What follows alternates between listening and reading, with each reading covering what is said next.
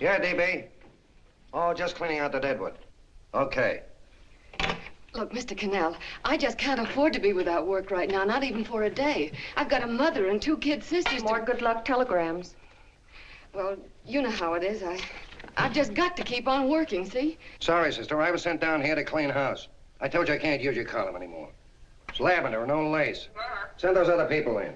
I'll tell you what I'll do. I get $30 a week. I'll take 25, 20 if necessary. I'll do anything you say. It isn't the money. We're after circulation. What we need is fireworks. People are going to hit with sledgehammers. Start arguments. Oh, I can do that. I know this town inside out. Oh, give me a chance, All please. right, come in. Cashier's got your check. Who are these people? Gibbs, Frawley, Cunningham, Giles. Hey, you sister. Don't forget to get out your last column before you pick up your check.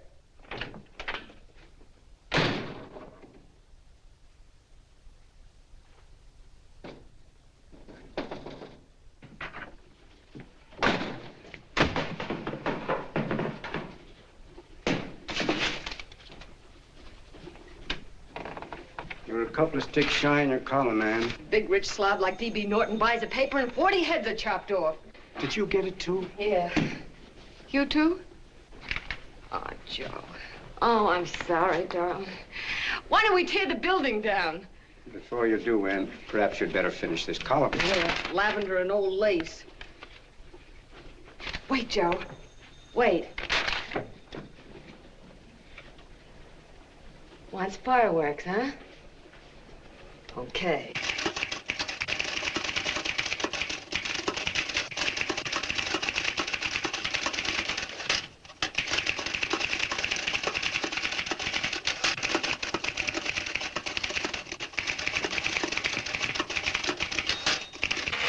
Here. Below is a letter which reached my desk this morning. It's a commentary on what we laughingly call a civilized world. Dear Miss Meçhul, 4 years ago, I was fired out of my job. Since then, I haven't been able to get another one. At first, I was sore at the state administration because it's on account of the slimy politics here we have all this unemployment. But in looking around, it seems the whole world's going to pot. So in protest, I'm going to commit suicide by jumping off the City Hall roof. Signed, a disgusted American citizen, John Doe. Editor's note, if you ask this column, the wrong people are jumping off the roofs. Hey, Ann, this is the old fakeroo, isn't it? Never mind that, Joe. Go ahead. Sorry.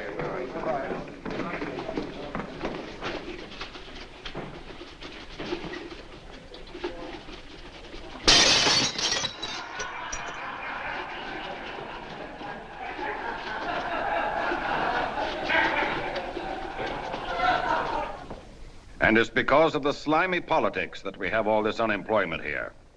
There it is.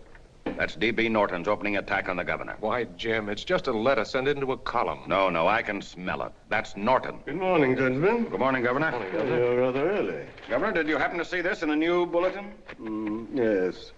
I had it served with my breakfast this morning. Jim thinks it's D.B. Norton at work. Of course it is. Oh, come, Jim. That little item, D.B. Norton does things in a much bigger way. This is his opening attack on you, Governor. Take my word for it. What did he buy a paper for? Why did he engage a high-pressure editor like Cannell for? He's in the oil business. I tell you, Governor, he's after your scalp. All right, Jim, all right. Don't burst a blood vessel. I'll look into it. Will you get me Spencer of the Daily Chronicle, please? Yes, I saw it, Governor. If you ask me, that's a phony letter. Why, that gag has got whiskers on it. Okay, I'll get the mayor and maybe the Chamber of Commerce to go after them. Get Mayor Lovett on the phone. Sorry, the mayor's busy on the other phone.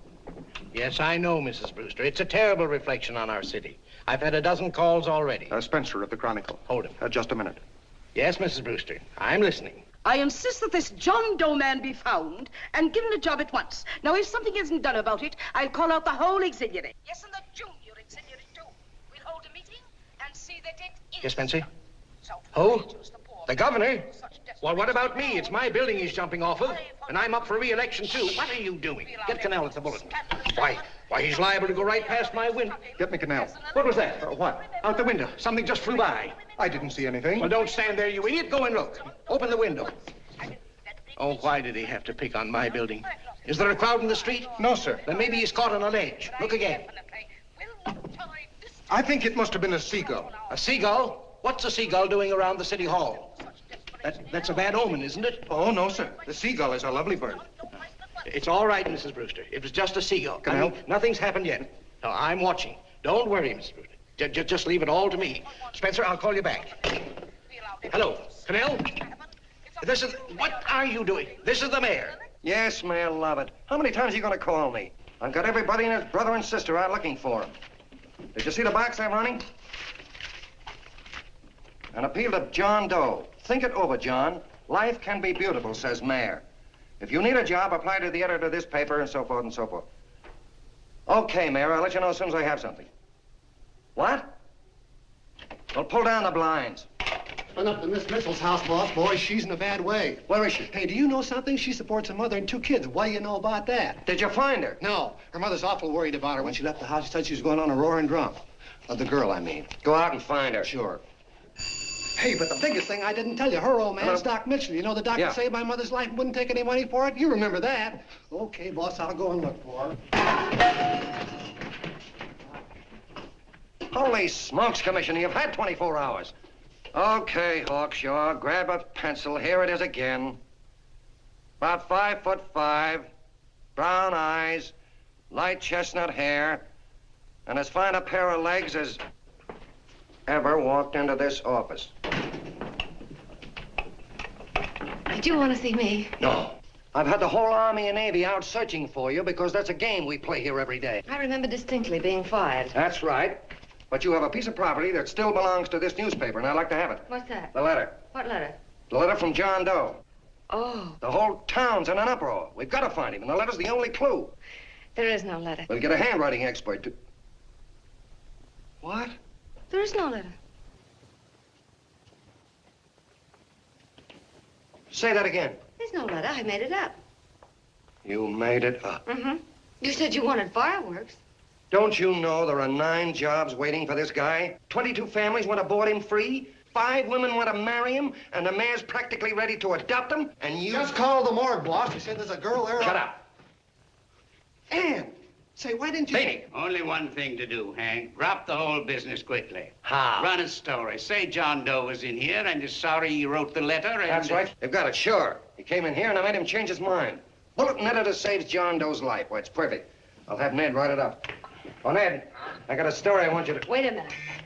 Listen, you great, big, wonderful genius of a newspaper man. You came down here to shoot some life into this dying paper, didn't you? Well, the whole town's curious about John Doe, and boom, just like that, you're going to bury him. There's enough circulation in that man to start a shortage in the ink market. In what, man? John Doe. What John Doe? John Doe, the one I made up. Look, genius, now look.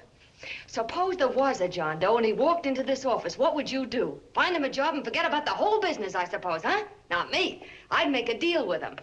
A deal? Sure, when you get hold of a stunt that sells papers, you don't drop it like a hot potato. Well, this is good for at least a couple of months. You know what I'd do? Between now and, let's say, Christmas when he's gonna jump, I'd run a daily on. Starting with his boyhood, his schooling, his first job. A wide-eyed youngster facing a chaotic world. The problem of the average man, of all the John Does in the world. Now, then comes the drama. He meets discouragement. He finds the world his feet of clay. His ideals crumble. So what does he do?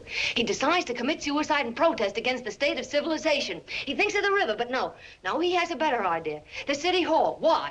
Because he wants to attract attention. He wants to get a few things off his chest, and that's the only way he can get himself heard. So? So he writes me a letter, and I dig him up. He pours out his soul to me. And from now on, we quote, I protest by John Doe. He protests against all the evils in the world. The greed, the lust, the hate, the fear. All of man's inhumanity to man. Arguments will start. Should he commit suicide or should he not? People will write in pleading with him. But no, sir, John Doe will remain adamant. On Christmas Eve, hot or cold, he goes.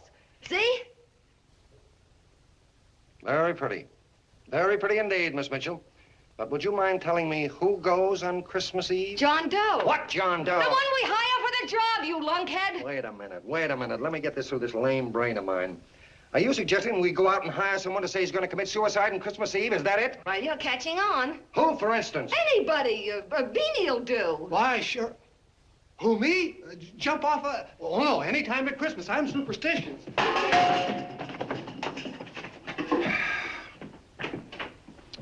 Miss Bishop, do me a favor. Will you go on out and get married and have a lot of babies, but Stay out of newspaper business. Better get that story in, Hank. It's getting late. You're supposed to be a smart guy. If it was raining $100 bills, you'd be out looking for a dime you lost someplace. Holy smokes, wasting my time listening to this mad woman. Look, Chief, look at the Chronicle. It's running on John Doe. They say it's a fake. Why, the no good that... John Doe story, amateur journalism. It's palpably phony. It's a wonder anyone is taking it serious. What do you think of those guys? That's fine. That's fine. Now fall right into their laps. Go ahead. Say John Doe walked in and called the whole thing off. You know what that's going to sound like on top of this. That's all, Ned. Thank you. All right. Amateur journalism, huh? Why, that bunch of sophomores, I can teach them more about... Hey, boss, get a load of this. What? Look. What do they want? They all say they wrote the John Doe letter.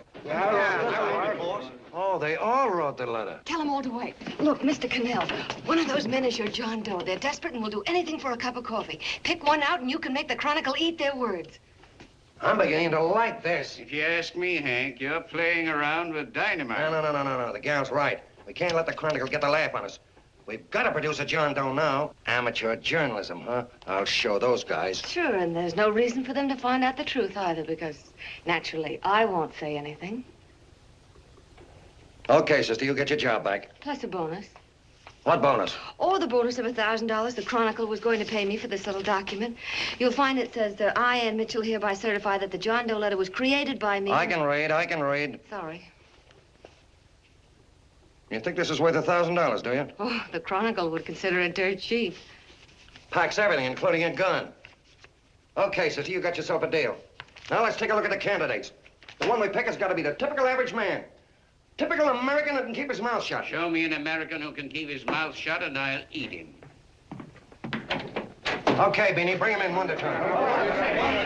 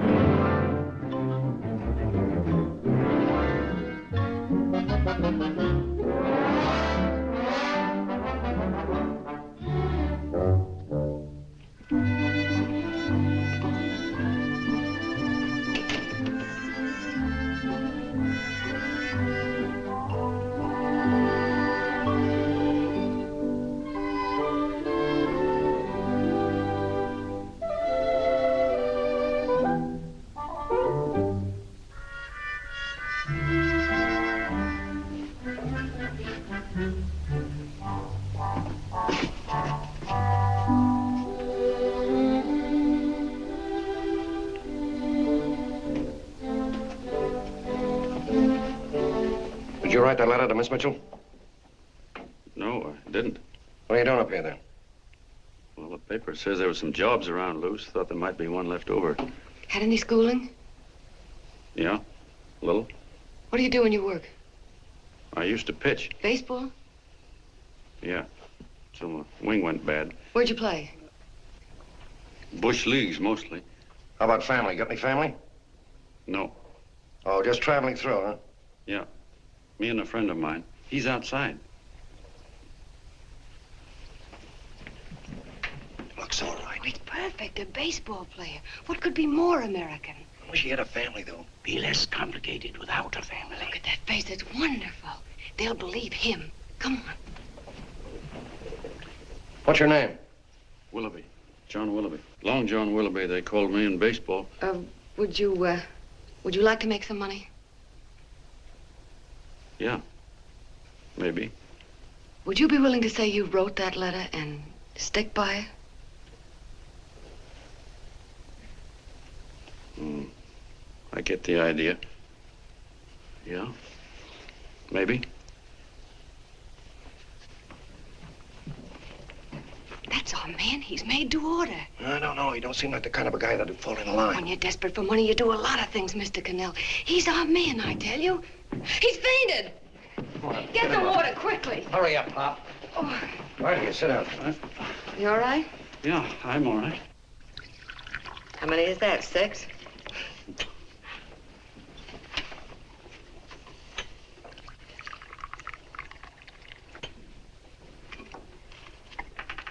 Pretty hungry, weren't you? Say, all this John Doe business is batty, if you ask me. Well, nobody asked you. Trying to improve the world by jumping off buildings. You couldn't improve the world if the buildings jumped on you. Don't mind the colonel. He hates people. He likes you well enough to stick around. Well, that's because we both play doohickeys. I met him in a boxcar a couple of years ago. I was fooling around with my harmonica, and he comes over and joins in. I haven't been able to shake him since.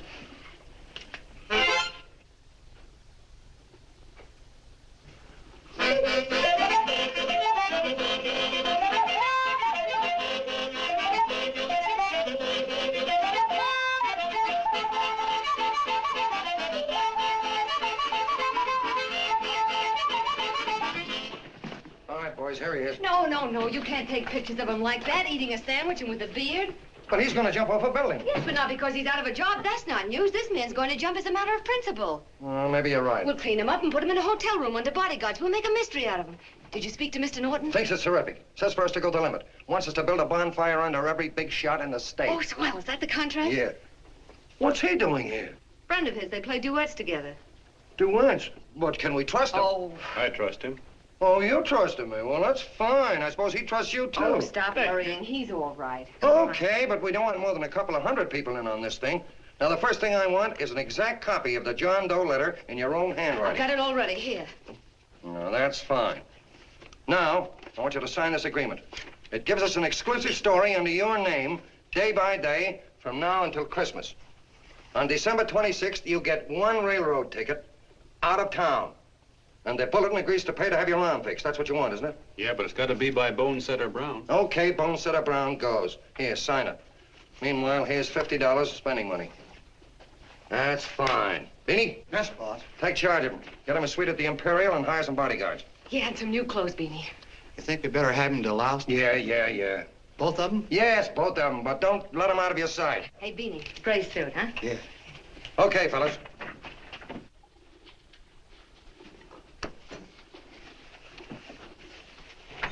Take it easy, John Doe. And you start pounding that typewriter. Oh, boy, this is terrific. No responsibilities on our part, just statements from John Doe, and we can blast our heads off. Before you pop too many buttons, don't forget to make out that check for $1,000. Okay, fellas, now, let me see. You sit outside the door. Nobody comes in, see? You two fellas sit in here. Hey, pretty nifty, huh? You ain't gonna get me to stay here. Sure you are. No, sir. That spot under the bridge where we slept last night's good enough for me. Say, what'll I do with this baggage? Well, stick him in the bedroom. Give me mine. I ain't staying. You know, we were headed for the Columbia River country before all this John Doe business came up. You remember that, don't you? Sure, I remember. Say, your ears popped coming up in the elevator. Mine did. All along, John. I tell you, it's no good. You're gonna get used to a lot of stuff that's gonna wreck you. Why, that $50 in your pocket's beginning to show up on you already. And don't pull that on me, neither. Stop worrying, Colonel. I'm gonna get my arm fixed out of this. Hey, here's some cigars the boss sent us. Have one. Hey, Help cigar. yourself. No.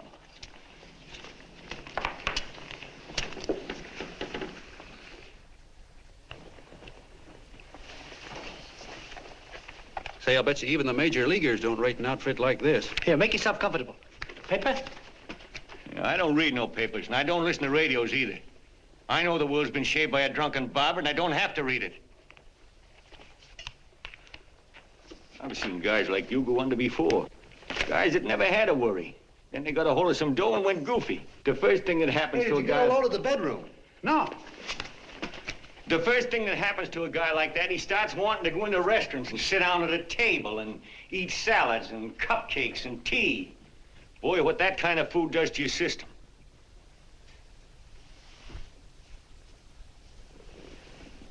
The next thing the dope wants is a room. Yes, sir, a room with steam heat and curtains and rugs. And before you know it, he's all softened up and he can't sleep unless he has a bed. Hey, stop worrying, Colonel. $50 ain't gonna ruin me. I've seen plenty of fellas start out with $50 and wind up with a bank account. Hey, what's the matter with the bank account, anyway? And let me tell you, Long John, when you become a guy with a bank account, they got you. Yes, sir, they got you. Who's got him? The helots. Who? Hey, there's the City Hall tower I was supposed to jump off of. It's even higher than this. Who's got him? The helots. Woo! Hey, wait a minute! You're not supposed to jump till Christmas Eve. Do you want to get me in a jam? If it's going to get you in the jam, we'll do you a favor. I won't jump.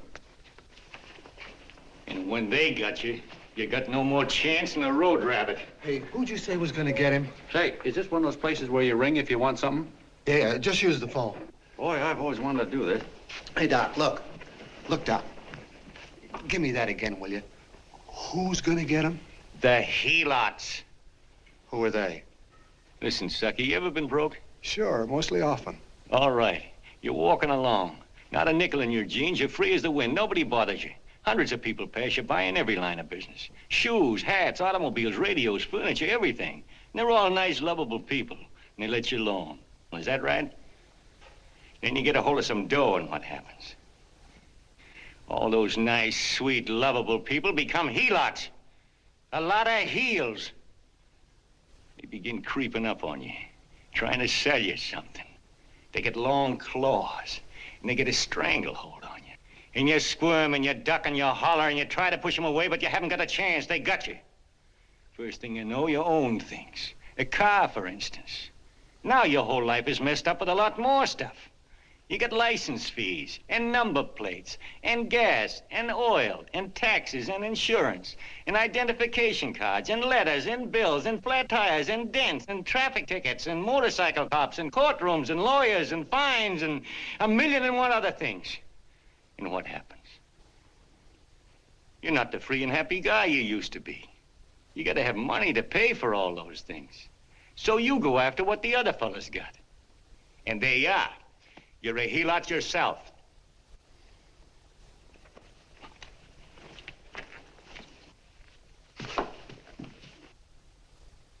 You win, Colonel. Here, take the 50.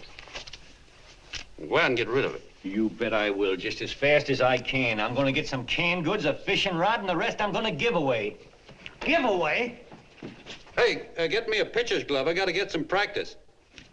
Say, he's giving it away. I'm gonna get me some of that. Hey, come back here, you helot. Will you send up 5 hamburgers with all the trimmings, 5 chocolate ice cream sodas, and 5 pieces of apple pie? No, apple with cheese. Yeah, thanks.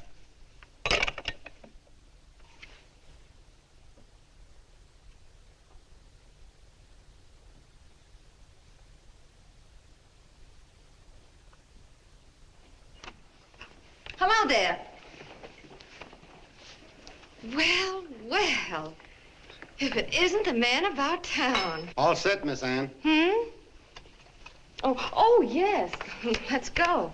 Let's see, we want some action in these pictures. Action? Mm-hmm. That's good. No. This man's going to jump off a roof. Oh. Here, wait a minute. Let me comb your hair. Sit down. Yeah, that's better.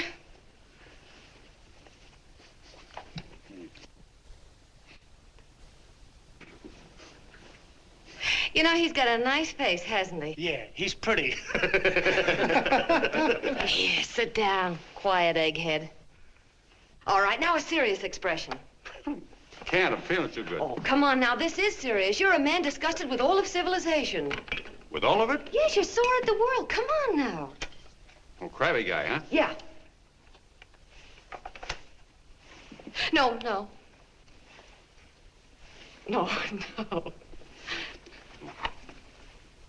No, look, you don't have to smell the world. Well, all those guys in the picture Never mind stand... those guys. All right, stand up. Now, let's see what you look like when you protest. Against what? Against anything, just protest. You got me. Oh, look, I'm the umpire, and you just cut the heart of the plate with your fast one, and I called it a ball. What would you do? Oh, you did, huh? Yeah. Why can't you call him right, you boneheaded... Grab it, Eddie, grab it!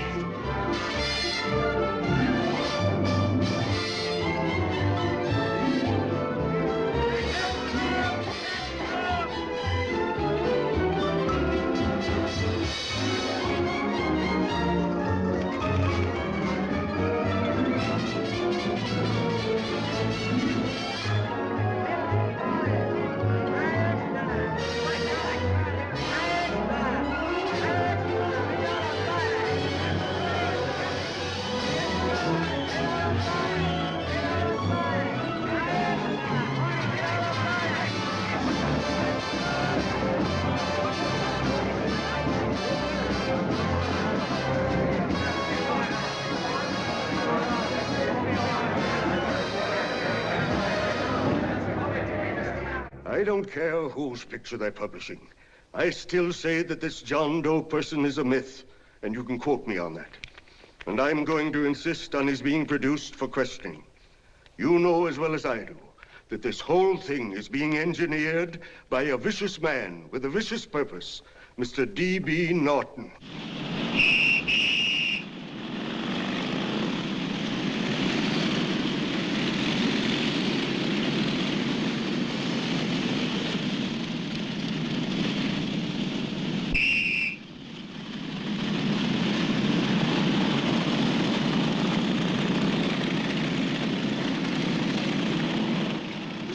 And Miss Mitchell are at the house, sir. Oh, they are? All right, come on. Personally, I think it's just plain stupidity to drop it. Now, you should see his fan mail, thousands. Why, it's going over like a house afire. What are you afraid of, Canal? It's doubled our circulation. Yeah, but it's got everybody sore. Ads are being pulled. The governor's starting a libel suit. What's more, they all know John Doe's a phony, and they insist on seeing Well, what about it? Let them see him. We'll go on one better. They can also hear him. You own a radio station, Mr. Norton. Why not put him on the air? Watch out for this damn DB. She'll drive you batty. Oh, Look, what? we can't let him get to this Bush League pitcher and start pumping him. Good night. Now, tell him what that screwball might do. I walk in yesterday, here he is, standing on a table with a fishing pole, fly casting. Take my advice and get him out of town before this thing explodes in our faces. If you do, Mr. Norton, you're just as much of a dumb cluck as he is. Excuse me. No, you got yourself a meal ticket and you hate to Sure, let go. it's a meal ticket for me, I admit it, but it's also a windfall for somebody like Mr. Norton who's trying to crash national politics. That's what you bought the newspaper for, isn't it? You want to reach a lot of people, don't you? Well, put John Doe in the air and you can reach 130 million of them. He can say anything he wants and they'll listen to him. All right, we'll forget the governor and the mayor and all the small fry like that. This can arouse national interest. If he made a hit around here, he can do it every place else in the country. And you'll be pulling the strings, Mr. Norton. Go down to the office and arrange for some radio time. Why, DB, you're not going to as fall. soon as possible. Okay. I just came in to get warm myself. Come on, let's go. Don't you go. I want to talk to you.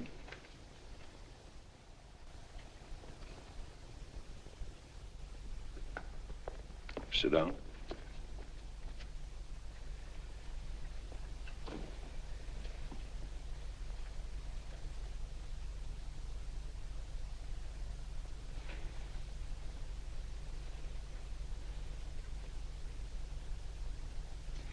Hey, this John Doe idea was yours, huh?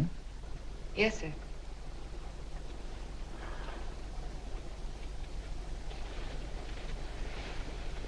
How much money do you get? $30. $30. Well, what are you after? I mean, what do you want? A journalistic career? Money. Money? Well, I'm glad to hear somebody admit it. Do you suppose you could write a radio speech that would put that fellow over? Oh, I'm sure I can. Do it, and I'll give you $100 a week. $100? That's only the beginning. You play your cards right, and you'll never have to worry about money again. Oh, I knew it. Hello. Hello. Whenever there's a pretty woman around. This is my nephew, Ted Sheldon, Miss Mitchell. How do you do? How do you do? All right, Casanova, I'll give you a break.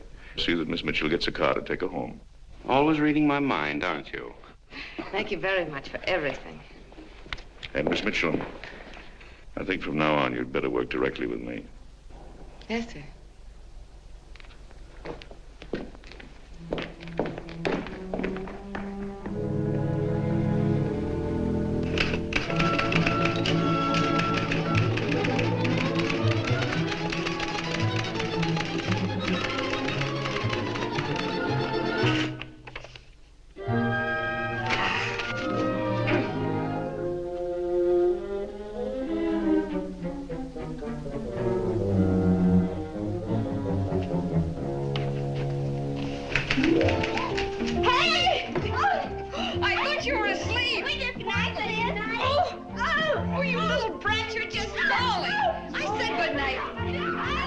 Come, children.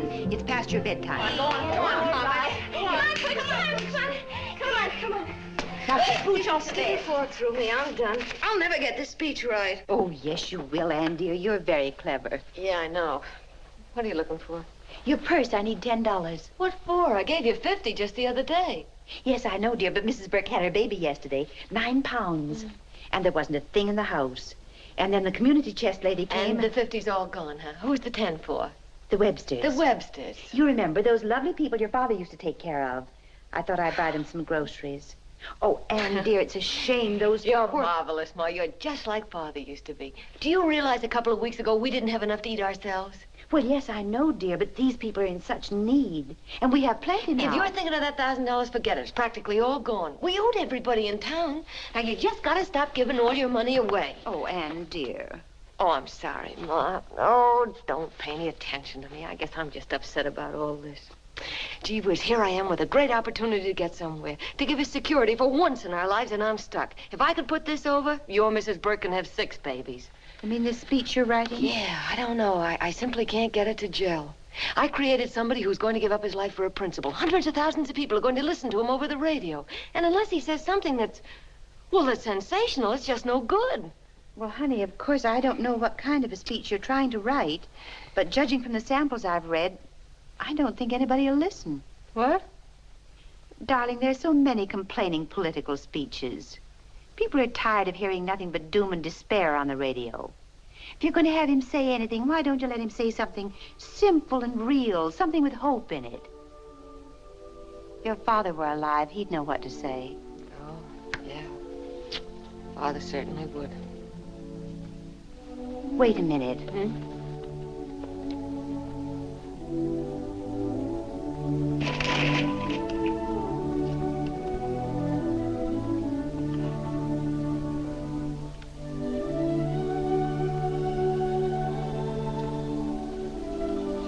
That's your father's diary, Anne. Father's... I never knew he had a diary. There's enough in it for 100 speeches. Things people ought to hear nowadays. You'll be careful of it, won't you, dear? It's always helped to keep your father alive for me. You bet I will, Ma. Wait a minute. John Doe don't want to sign no autographs. Well, what does he do all day? What does he do all day? He's writing out his memories. Sorry, lady, you can't see Mr. Doe. He wants to be alone.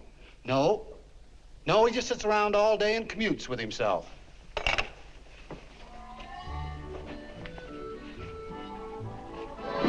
Oh!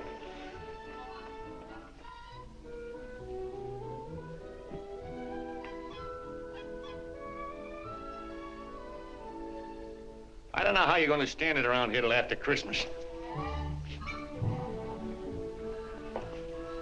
I'll bet you ain't heard a train whistle in 2 weeks.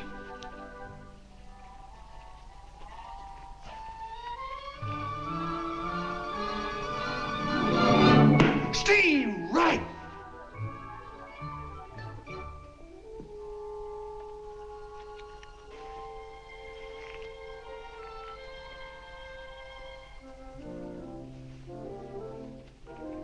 I know why you're hanging around.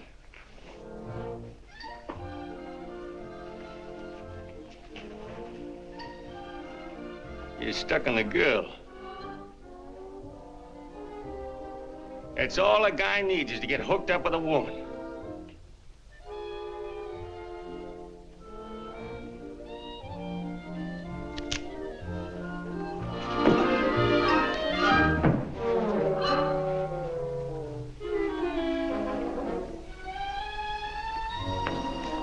What was that, a single? First baseman dropped the ball. Butterfingers. Tough luck, pal.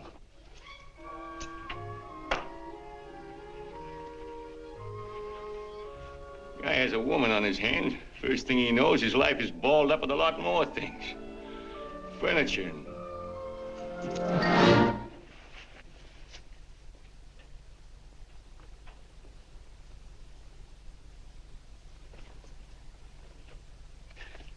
Did you get him? You're out. Swell. What's this, the end of the 8th? 9th.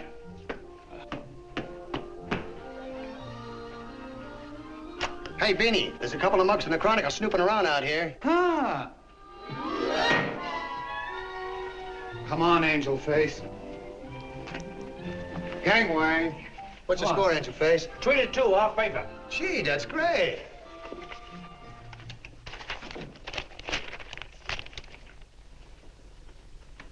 Hey, you got swell form there. Must have been a pretty good pitcher. Pretty good. Say, I was just about ready for the major leagues when I chipped a bone in my elbow. I got it pitching a 19-inning game. 19? Yeah. There was a major league scout there watching me, too. And he came down after a game of the contract. You know what? I couldn't lift my arm to sign it. I'll be okay, though, as soon as I get it fixed up. It's too bad. What do you mean, too bad? Huh? Oh, that you'll never be able to play again. What are you talking about? I just told you I was going to get... Well, you know how they are in baseball if a guy's mixed up in a racket. Racket? What do you mean? Well, I was just thinking about this John Doe business. Why, as soon as it comes out it's all a fake, you'll be washed up in baseball, won't you? Yeah. Hey, doggone. I never thought about that.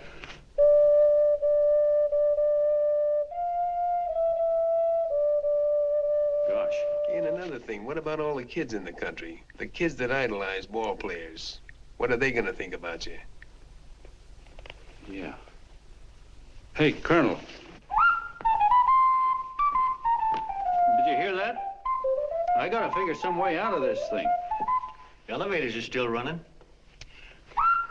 I know one way you can do it. How? Well, when you get up there on the radio, all you have to do is to say the whole thing's a frame-up. Make you a hero sure as you're born. Yeah, but how am I gonna get my arm fixed? Well, that's a cinch. I know somebody that'll give you $5,000 just to get up on the radio and tell the truth. $5,000? Yeah, $5,000, and he gets it right away. You don't have to wait till Christmas. Look out, Long John. They're closing in on you. Say, who's putting up this dough? Fellow runs the Chronicle. Here's the speech you make, and it's all written out for you. $5,000. Holy mackerel, I can see the helots coming, the whole army of them. It's on the level.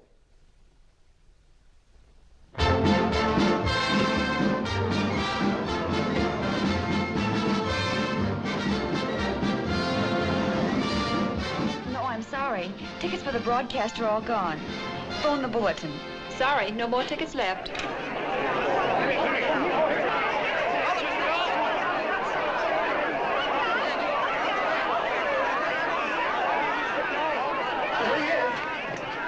Hello, John. All set for the big night? Swell. Turn around. One moment. Now stand still. Hold it, Mr. Doe. Hold it. Big smile, Mr. Doe. That's right. Okay, Jeannie, that's all. Take him out. Come on, Now, look, John, here's the speech. It's in caps and double spaced. You won't have any trouble reading it. Not nervous, are you? No. Of course not. He wouldn't be. Who? John Doe, the one in there. Hey, don't let your knees rattle. It picks up on the mic. Oh, Beanie, you needn't be nervous, John. All you have to remember is to be sincere. Pick up that phone, Miss Mitchell. It's for you. Okay. Hello? Yes, Mother. Oh, thank you, darling. Oh, there he is, the poor dear man. Oh, good luck to you, Mr. Doe. We want you to know that we're all for you. The girls all decided that you're not to jump off any roof. If we have to, we'll stop it. You got the speech I gave you? Yeah. Now, look. I'll give this money to the colonel just as soon as you get started. We'll have a car waiting at the side entrance for you. Okay. How'd you get in here? Huh? Oh, I just came in to wish him luck. Come on, out. Mother says good luck, too. John, when you read that speech, please believe every word of it. He's turned out to be a wonderful person, John. Who? John Doe, the one in the speech. Oh. You know something? I've actually fallen in love with him. All right, there he is, sister. Now, come on, plenty of room. What's the idea? No, that's too much. That's not so much. Come on, that's it. Oh, this is no time for cheap publicity, Mr. Cannell. Listen, if that guy lays an egg, I want to get something out of it. I'm getting a Jane Doe ready. Oh, come on. Here. Will you, fellas? Give me a All right, chance. that's I enough. have to raise just one more. Well, that's fine, honey. You go ahead. After you've been to. You turn everybody. Go ahead. How you doing? Oh. All right, Benny, bring him in. Holy smoke, a half a helot. There you are, boss, just like you ordered. Symbols of little people. Okay, get him up. All right, young fella. This is ridiculous, Mr. Cannell. Come on, give me a chance. The man's on the air. Look at him. Oh, fellas, of course you can have all the pictures you want. No, come on, ask. You can have a... Come on, that's right. Afterwards, you can get all the pictures you want. Thank you very much. Come on, will you? Afterwards, that's right. Come on, Snooks, you better bail out. Okay, goodbye, Mr. Doe. Beanie. All right. Better get ready. 1 minute to go. Wow, 1 minute to go and the score is nothing to nothing. Now, please, John, you won't let me down, will you? Will you? Of course you won't. If you'll just think of yourself as the real John Doe. Listen, everything in that speech are things a certain man believed in. He was my father, John. And when he talked, people listened. And they listened to you, too. Funny. You know what my mother said the other night? She said to look into your eyes, that I'd see Father there. Hey, what do you say? Okay, we're coming. Come on. Now, listen, John, you're a pitcher. Now get in there and pitch. Good luck. Give him room, let him through. Come on.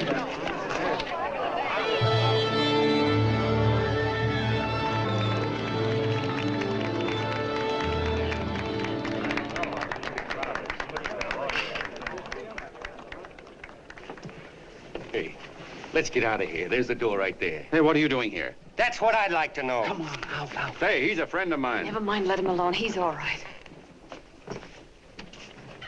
I'll be right over there pulling for you. No, John, over here.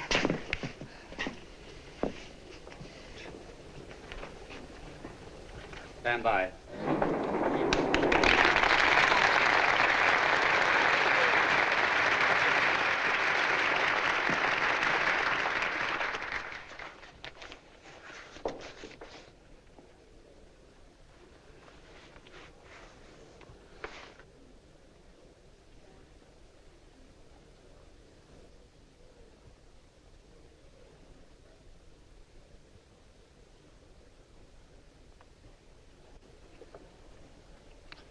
Phone the Chronicle. Tell them to start getting those extras out.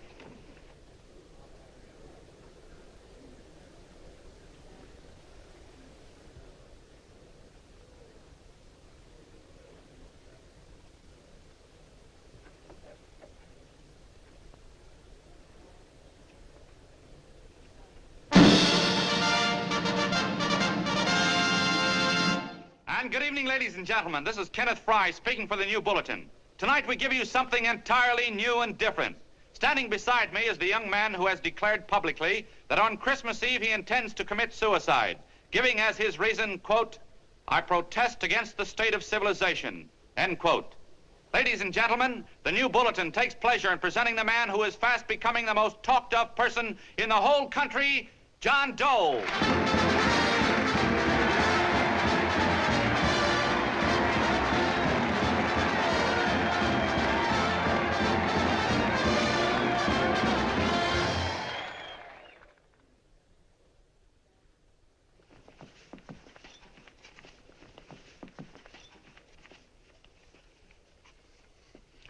Ladies and gentlemen,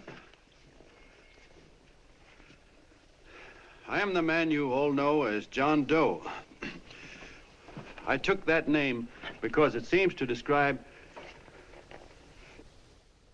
the average man. And that's me. And that's me. Well, it was me before I said I was going to jump off the city hall roof at midnight on Christmas Eve. Now I guess I'm not average anymore. Now I'm getting all sorts of attention. From big shots, too. We've been double-crossed. The mayor and the governor, for instance. They don't like those articles I've been writing. You're an imposter, young fellow. That's a pack of lies you're telling. Who wrote that speech for you? Benny, get that guy. Hey, kid.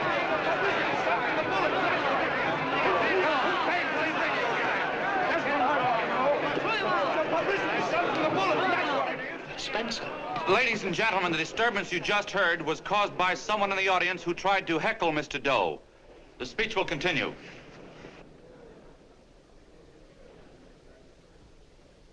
Well, people like the governor and that fellow there can stop worrying. I'm not going to talk about them. I'm going to talk about us, the average guys, the John Does. If anybody should ask you what the average John Doe is like, you couldn't tell him because he's 1,000,001 things. He's Mr. Big and Mr. Small. He's simple and he's wise. He's inherently honest, but he's got a streak of larceny in his heart. He seldom walks up to a public telephone without shoving his finger into the slot to see if somebody left a nickel there.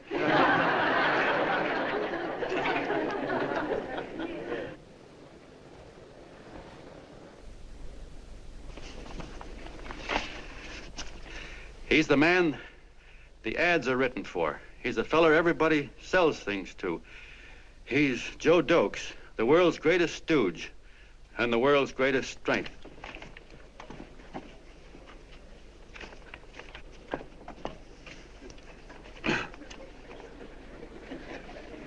Yes, sir. Yes, sir, we're a great family, the John Does. We are the meek who are supposed to inherit the earth. You'll find us everywhere. We raise the crops, we dig the mines, work the factories, keep the books, fly the planes, and drive the buses. And when a cop yells, "Stand back there, you," he means us, the John Does. Well, what kind of a speech is that? Didn't you read it? We've existed since time began. We built the pyramids. We saw Christ crucified, pulled the oars for Roman emperors, sailed the boats for Columbus, retreated from Moscow with Napoleon, and froze with Washington at Valley Forge. Yes, sir. We've been in there dodging left hooks since before history began to walk. In our struggle for freedom, we've hit the canvas many a time, but we always bounce back because we're the people, and we're tough.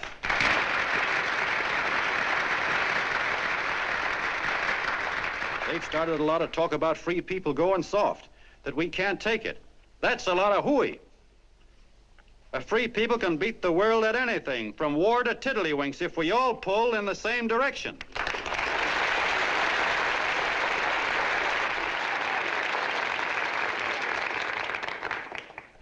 I know a lot of you are saying, "What can I do? I'm just a little punk. I don't count." Well, you're dead wrong. The little punks have always counted, because in the long run, the character of a country is the sum total of the character of its little punks.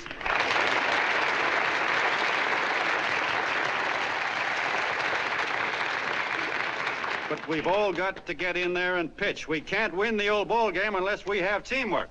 And that's where every John Doe comes in. It's up to him to get together with his teammate. And your teammate, my friends, is the guy next door to you. Your neighbor. He's a terribly important guy, that guy next door. You're going to need him, and he's going to need you, so look him up. If he's sick, call on him. If he's hungry, feed him. If he's out of a job, find him one. To most of you, your neighbor is a stranger, a guy with a barking dog and a high fence around him. Now, you can't be a stranger to any guy that's on your own team. So tear down the fence that separates you. Tear down the fence, and you'll tear down a lot of hates and prejudices. Tear down all the fences in the country, and you'll really have teamwork.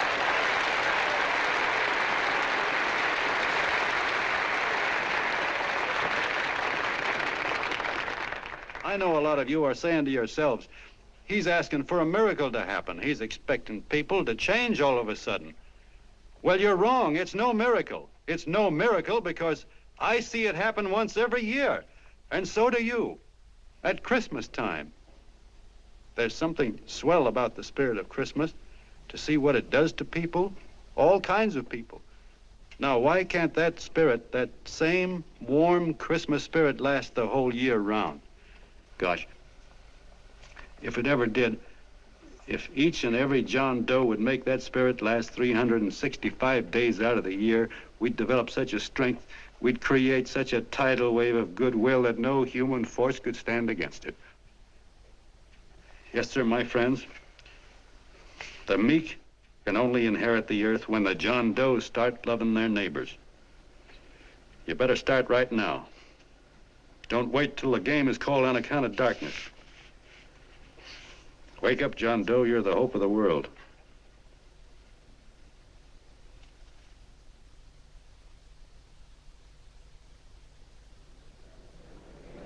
John, you were wonderful.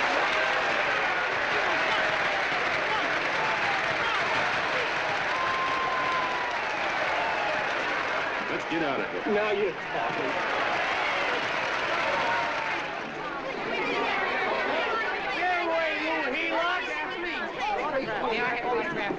Please, hey!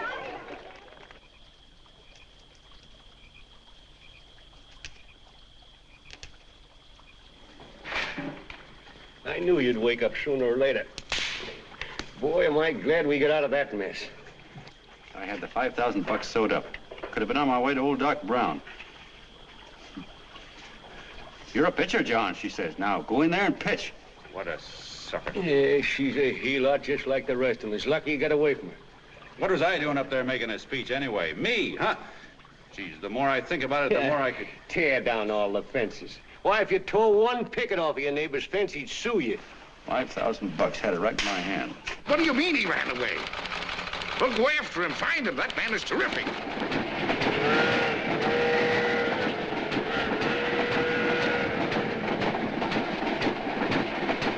Columbia River, here we come.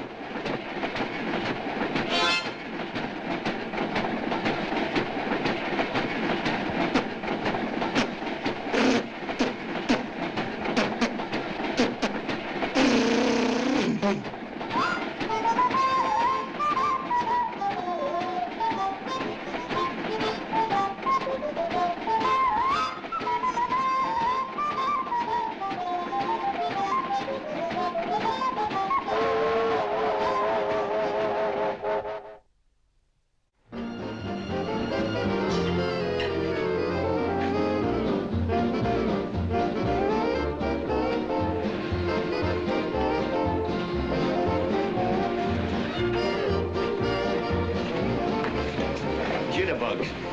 Yeah. Say, how much money we got left? 4 bits. Better make it donuts, huh? Yeah.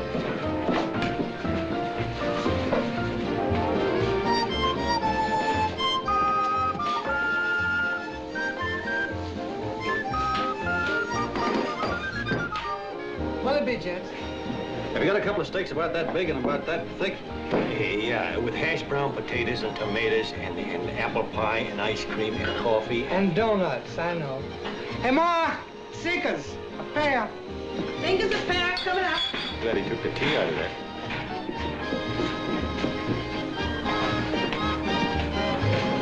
Hey, look. Join the John Doe Club. John Doe Club?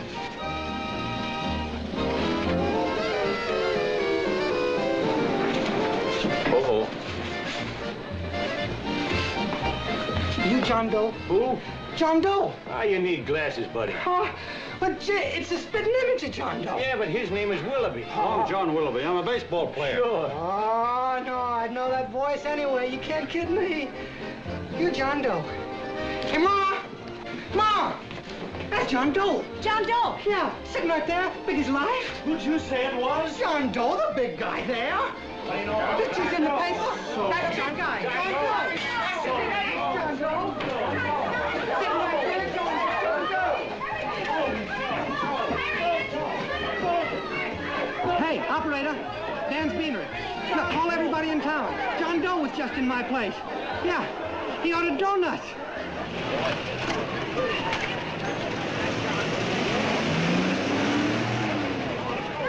John Doe. Let's see John Doe.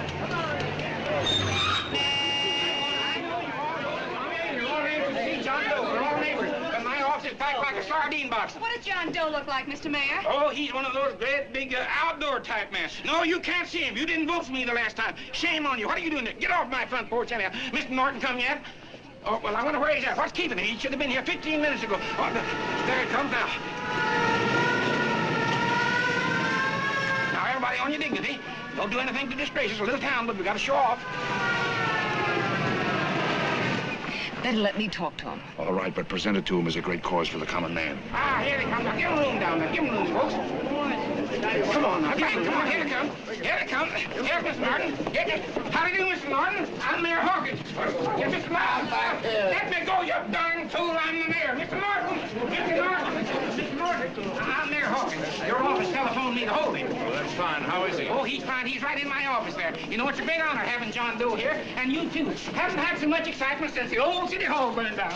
People are so excited and their tourists goes off. Oh, Matilda, darling, phone the newspapers, tell them Mr. Norton's here. Step right inside, Mr. Norton. My office. Very comfortable here, Mr. Norton. Just had it air conditioned. Gangway, please. Make room for Mr. Norton. Gangway. Gangway. Here he is, Mr. Norton. Well taken care of. The neighbors are serving him a light lunch. Hello, John. Well, Mr. Mayor, if you don't mind, we'd like to talk to him alone. Why, certainly, certainly. All right, everybody. Clear out. No, but you... Everybody, quickly now. Come on. Come on. Come on. That's All right. Don't argue with me here. Wait till we get home. Don't you push me around like that. Even though I'm your wife, you can't push me around. Look, Mr. Norton, I think you got a lot of nerve having those people hold us here. There's nobody holding you here, Mr. Doe. It's only natural that There's nobody holding us here. Let's get going. Incidentally, my name isn't Doe, it's Willoughby. Look, John, something terribly important's happened. They're forming John Doe clubs. We know of 8 already, and they say that there's John Doe clubs? What for? To carry out the principles you talked about in your radio speech. I don't care what they're forming. I'm on my way, and I don't like the idea of being stopped either. Oh, but you don't know how big this thing is. You should see the thousands of telegrams we've received and what they're saying about you. Look, it started as a circulation stunt, didn't it? Well, you got your circulation. Now, why don't you let me alone? Oh, it started as a circulation stunt, but it isn't anymore. Mr. Norton wants to get back of it and sponsor John Doe clubs all over the country. He wants to send you on a lecture tour. Me? Uh-huh. Well, certainly, with your ability to influence people, it might grow into a glorious movement. Say, let's get something straight here. I don't want any part of this thing. If you got an idea I'm going around lecturing to people, why, you're crazy. Baseball's my racket, and I'm sticking to it. Come on, Colonel, let's get out of here. John, please, please. I just got rid of one crowd. Oh, but please, Mr. Mayor, tell him the John Doe Club wants to talk to him. Let them in, Mr. Mayor. Let them come in. Okay, folks, but remember your manners. No stampeding. Walk slow, like you do when you come to pay your taxes.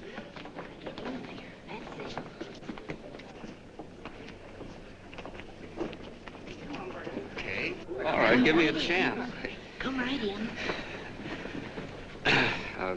My name's Bert Hansen, Mr. Doe. I'm the head soda jerker at Schwabacker's drugstore. Well, sir, you see, me and my wife, we heard your broadcast, and we got quite a bang out of it, especially my wife. Kept me up half the night saying, that man's right, honey. The trouble with the world is nobody gives a hoot about his neighbor. That's why everybody in town's sore and cranky at each other.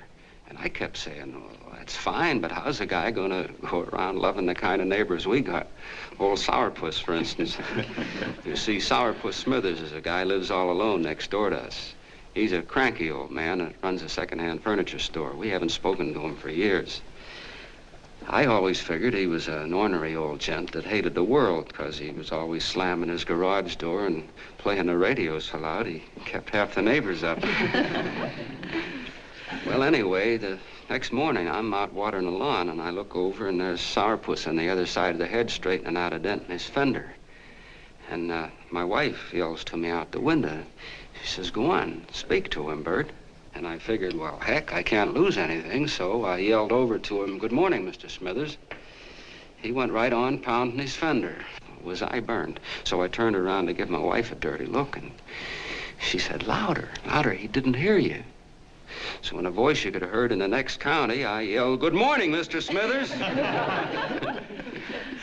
Well, sir, you could have knocked me over with a feather. Old Sourpuss turned around, surprised-like, and he put on a big smile, came over and took my hand like an old lodge brother, and he said, good morning, Hanson.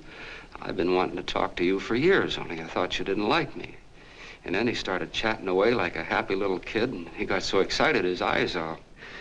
Well, Mr. Doe, before we got through, I found out Smithers is a swell egg, only he's pretty deaf, and that accounts for all the noises. And he says it's a shame how little we know about our neighbors. And then he got an idea. And he said, how's about inviting everybody someplace where we can all get together and know each other a little better? Well, I'm feeling so good by this time, I'm ripe for anything. So Smithers goes around the neighborhood inviting everybody to a meeting at the schoolhouse. And I tell everybody that comes in the store, including Mr. Schwabacker, my boss. I'm talking too much. Well, I'll be doggone if over 40 people don't show up. Of course, none of us knew what to do, but we sure got a kick out of seeing how glad everybody was just to say hello to one another. Tell him about making Sourpuss chairman. Oh, yeah, we made Sourpuss chairman and decided to call ourselves the John Doe Club. And say, incidentally, this is my wife. Come here, honey. This is my wife, Mr. Doe. How do you do, Mr. Doe? Sourpuss is here, too. Oh, is he? This is Sourpuss, or excuse me, Mr. Smithers, Mr. Doe. That's all right. If you didn't call me Sourpuss, it wouldn't feel natural.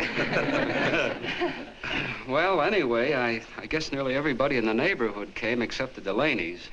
The Delaney's live in a big house with an iron fence around it, and they always keep their blinds drawn. And we always figured that he was just an old miser that sat back counting his money, so why bother about inviting him? Until Grimes, the milkman, spoke up and he said, say, you've got the Delaney's all wrong.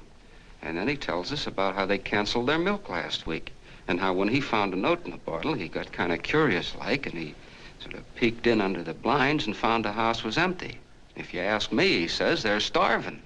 Old man Delaney has been bringing his furniture over to my place at night, one piece at a time, and selling it. Yeah. And, well, sir, a half dozen of us ran over there to fetch him, and we brought him to the meeting. And what a reception they got. Why, everybody shook hands with him and made a fuss over them, and, well, finally, Mr. and Mrs. Delaney just sat right down and cried. And then we started to find out about a lot of other people. Yeah, sure. Well, you know Grubel, for instance. Grubel's here. See?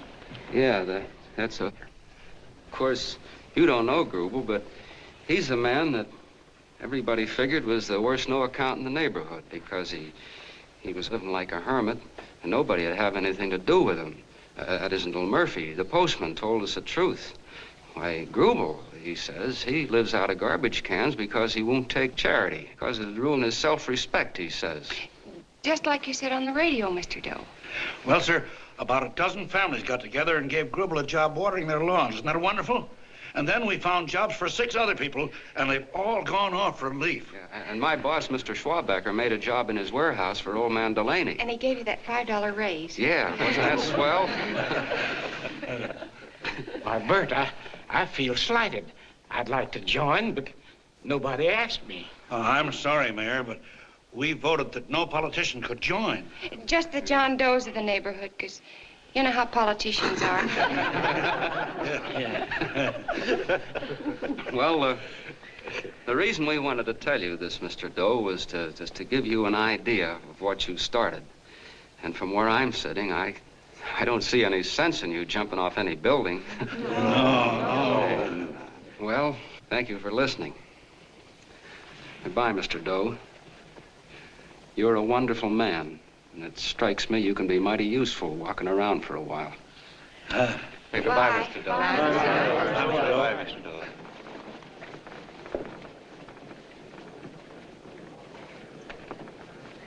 I'm Mrs. Delaney, Mr. Doe. And God bless you, my boy.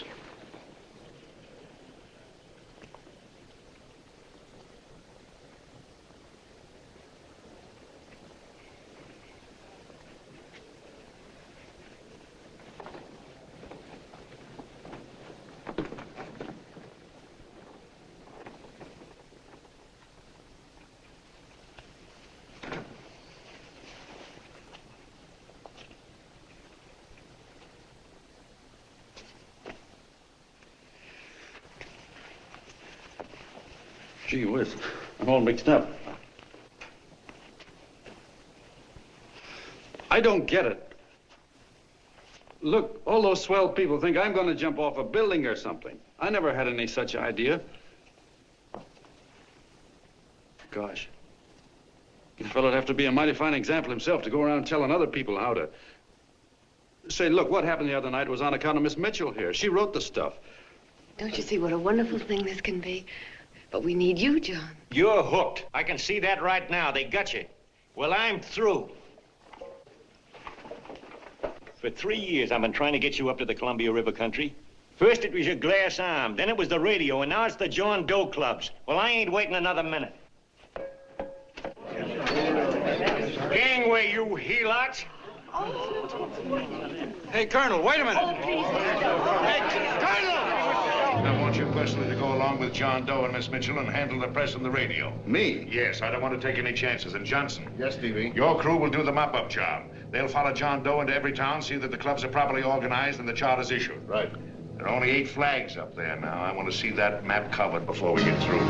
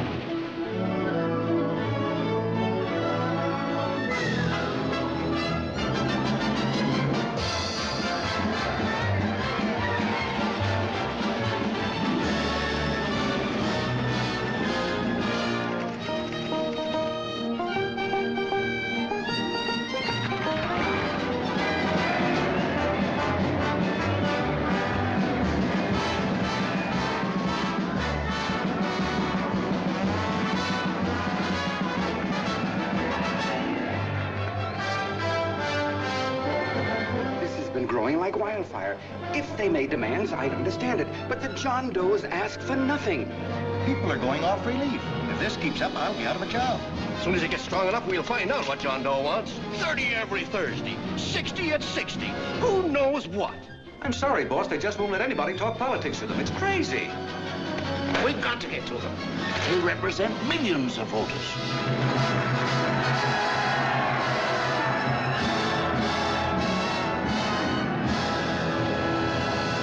I tell you, ladies and gentlemen, this thing has been nothing short of a prairie fire. We've received so many applications for charters to the John Doe clubs, we haven't been able to take care of them. I'd hate to have that many pins stuck in me. This John Doe convention is a natural. It's going to put our city on the map. Why, over 2,400 John Doe clubs are sending delegates. Can you imagine that? You, Mr. Mayor, will be the official host. You will make the arrangements for decorating the city, parades, and a reception for John Doe when he gets home. And don't wear your high hat. No high hat? No high hat. And from you, Cannell, I want a special John Doe edition every day until the convention is over. And now, if you will, please step into the outer office and look your prettiest because there are photographers there to take pictures of this committee. Don't worry, Libby. Everything will be taken care of. Isn't it all too wonderful? Gather down here in a nice group now. Get a nice picture of you. Oh, Mr. Mayor, would you step down in the front row, please? You ladies get close to him. That's it. Well, I don't get it. Get what? Look, DB, I'm supposed to know my way around. This John Doe movement has cost you a fortune. Now, this convention is going to cost plenty. Well? Well, I'm stuck with 2 and 2, and I'm a sucker if I can make 4 out of it. Where do you come in? You'll have the satisfaction of knowing that my money has been spent for a worthy cause. I see. I better stick to running the paper, huh? I think maybe you better had. And Cannell, I'd like to have the John Doe contract, all the receipts for the money we advanced him, and the letter Miss Meçhul wrote, for which I gave her $1,000. Yes, sure. Well, we leave for the airport. Half an hour. Is that Johnny boy's room? Better hustle him up. He'll be ready on time. He's packing now. Ah, good. Did you see his picture on the cover of Time? Yeah. I gotta give you credit, Annie girl. I've handled a good many big promotions in my time. Everything from a World's Fair to a channel swimmer. But this one has certainly got me spinning. And now a John Doe convention. Wow. Say, if you could only get him to jump off the City Hall roof on Christmas Eve, I'd guarantee you 500,000 people there. Charlie. Hmm? What do you make of him? Oh, Johnny boy? Well, I don't know what angle you want, but I'll give it to you quick. Number 1, he's got great yokel appeal, but he's a nice guy. Number 2, he's beginning to believe he really wrote that original suicide letter that you made up. Number 3, he thinks that you're Joan of Arc or something. Yeah, I know. Number 4, well, you know what number 4 is. He's nuts about you. Yeah, it's running out of his ears. You left out number 5. We're all heels, me especially. Holy smoke. Come in.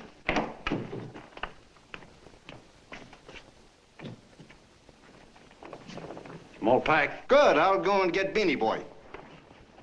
Okay, Charlie boy.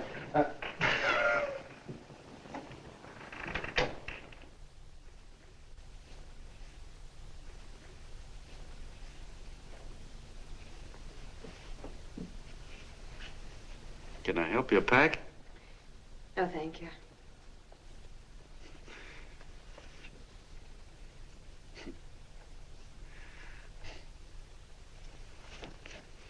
Do you care if I sit down out here? No.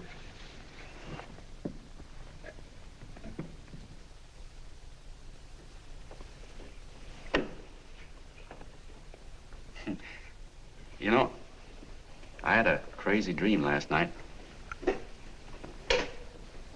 It was about you. About me? Yeah, sure was crazy. I dreamt I was your father.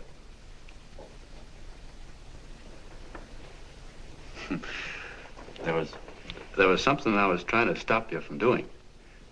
So I got up out of bed and I walked right through the wall here, right straight into your room. You know how dreams are. And there you were in bed. But you're a little girl, you know, about 10. And very pretty, too. So I shook you, and the moment you opened your eyes, you hopped out of bed and started running like the devil in your nightgown. You ran right out the window there, and you ran out over the tops of buildings and roofs and everything for miles. And I was chasing you. And all the time you were running, you kept growing bigger and bigger and bigger, and pretty soon you were as big as you are now, you know, grown up. And all the time I kept asking myself, what am I chasing her for? And I didn't know. Isn't that a hot one? Well, anyway, you ran into some place, and then I ran in after you, and when I got there you were getting married. And the nightgown had changed into a beautiful wedding gown. You sure look pretty, too. And then I knew what it was I was trying to stop you from doing. Dreams are sure crazy, aren't they? Well, would you like to know who it was you were marrying? Oh, a tall, handsome Hugh Bangy, I suppose. No, not that bad. It was that fellow that sends you flowers every day. What's his name? Mr. Norton's nephew? Ted Sheldon. Yeah, that's the one. But here's the funniest part of it all. I was the fella up there doing the marrying, you know, the justice of peace or something. You were? I thought you were chasing me. Well, yes, I was, but I was your father then, you see. But the real me, John Doe, or that is, Long John Willoughby, I was the fella up there with the book. You know what I mean? I guess so. Then what happened? Well, I took you across my knee and I started spanking you. That is, I didn't do it. I mean, I did do it, but it wasn't me, you see. I was your father then. Well, I held you across my knee and I said, Annie, I won't allow you to marry a man that's just rich or that has his secretary send you flowers. The man you marry has got to swim rivers for you. He's got to climb high mountains for you. He's got to slay dragons for you. He's got to perform wonderful deeds for you. Yes, sir. And all the time, the guy up there, you know, with the book, me, just stood there nodding his head. And he said, go to it, Pop. Whack her one from me, because that's just the way I feel about it, too. So he said, come on down here and whack her yourself. So I came down and I whacked you a good one, see? Then he whacked you, and I whacked you another one. We both started whacking you like... Well, if you're through whacking her, come on, let's get going. Okay, fellas, right in here. You go out the side entrance. There's a bunch of autograph seekers out front. We'll be down with the bags in a minute. Come on, don't make a government project out of this. Hi, Benny. When's our plane take off again? Couple of minutes. How many people do you think we've talked to already, outside the radio, I mean? Oh, I don't know. About 300,000. 300,000.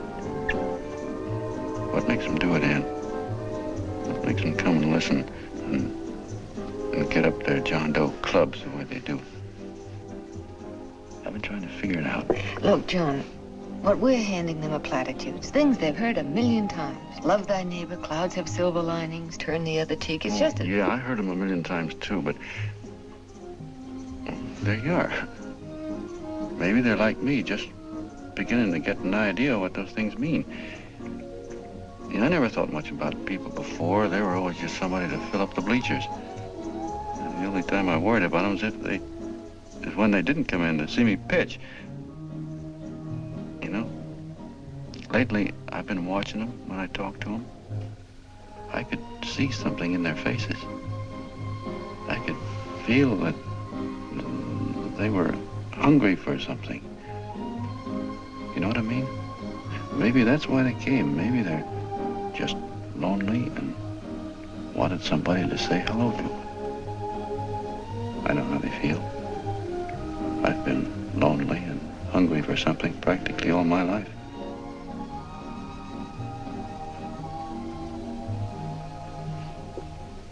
All aboard, folks. Yeah, that's true.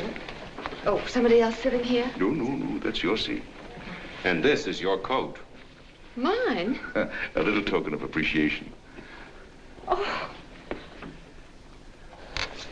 Oh, it's beautiful, D.B. Well, I don't quite know what to say. Well, don't say anything at all. Just sit down.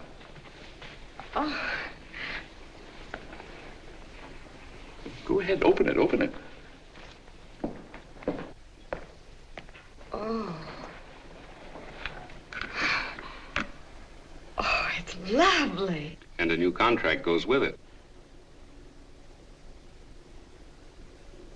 Well, come on, spring it. You've got something on your mind. It must be stupendous. You know, that's what I like about it. Right to the point, like that. All right, Practical Annie, here it is. Tomorrow night, before a crowd of 15,000 people and talking over a nationwide radio hookup, John Doe will announce the formation of a third party. A third party? Yes, the John Doe Party. Devoted entirely to the interests of all the John Does all over the country, which practically means 90% of the voters. He will also announce the third party's candidate for the presidency, a man whom he personally recommends, a great humanitarian, the best friend the John Does have. Mr. D.B. Norton. Yes.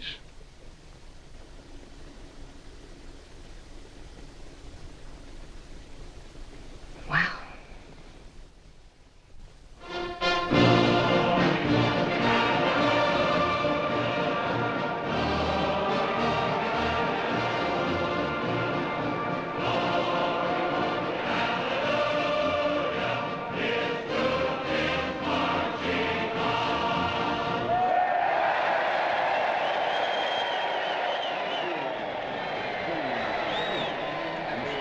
And although the opening of the convention is hours off, the delegates are already pouring into the ballpark by the droves, with lunch baskets, banners, and petitions asking John Doe not to jump off any roof.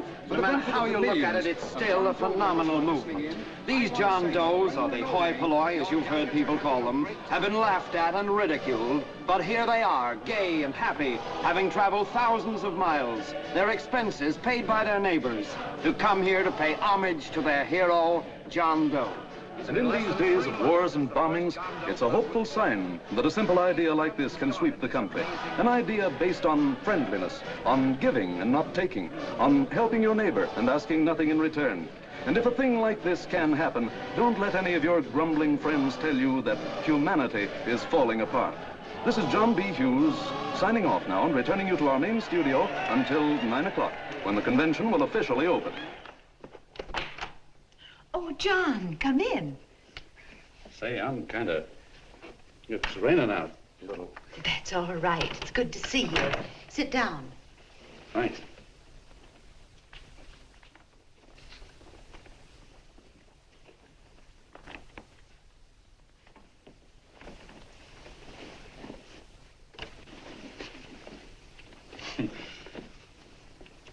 It's for Anne. Oh, how nice. Thank you very much. Flowers. I'm terribly sorry she isn't here. She isn't? No, she just left. I'm surprised you didn't run into her. She went over to Mr. Norton's house. Oh. Did you want to see her about something important? Yeah, well, no, it'll wait. Say, he's a nice man, isn't he? Mr. Norton, I mean. He's done an awful lot for the...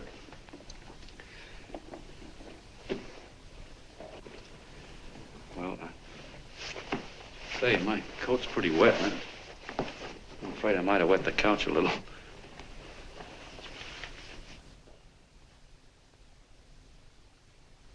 Well, I guess I'll see her at the convention later. Yes, of course. I'll see that she gets the flowers. Thanks. Good night, Mrs. Mitchell. Good night, John.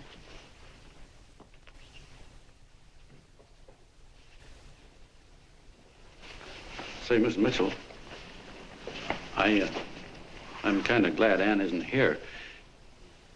You see, I came over here hoping to see her alone, and kind of hoping I wouldn't, too. You know what I mean?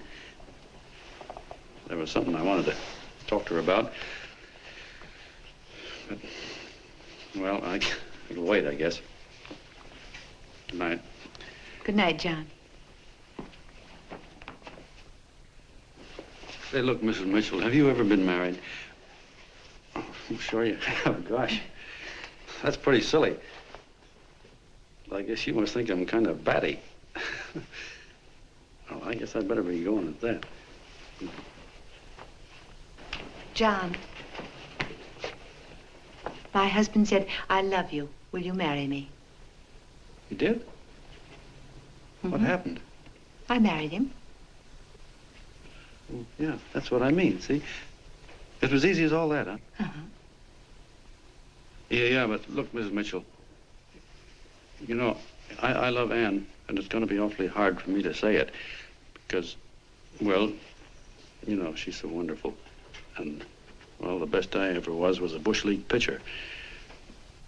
And, you know, I think she's in love with another man, the one she made up. You know, the real John Doe.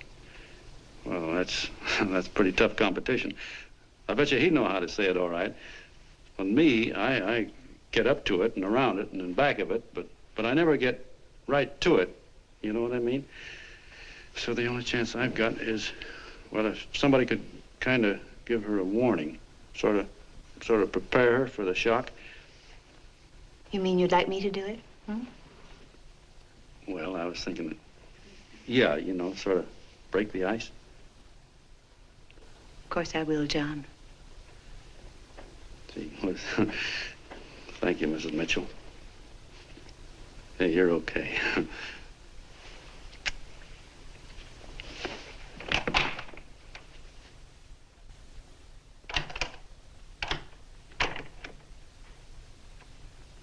This John Doe meeting is going to be one of the biggest things that ever happened. Why, they're coming from all over. Trains, boxcars, wagons. Look out! Hello, bodyguards. Hey, had your dinner yet? Not yet. Oh, that's all right. Well, look, no, go ahead and have your dinner. Wait a minute, John.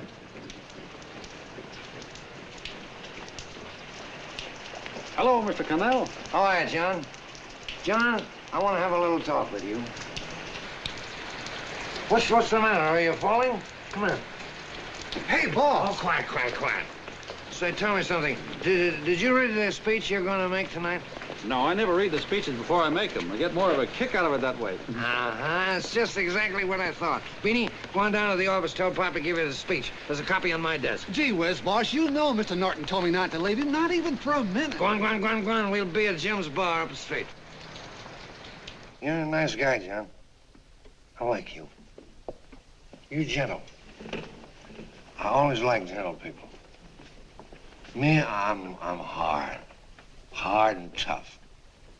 I got a use for hard people. Gotta be gentle to suit me. Like you, for instance.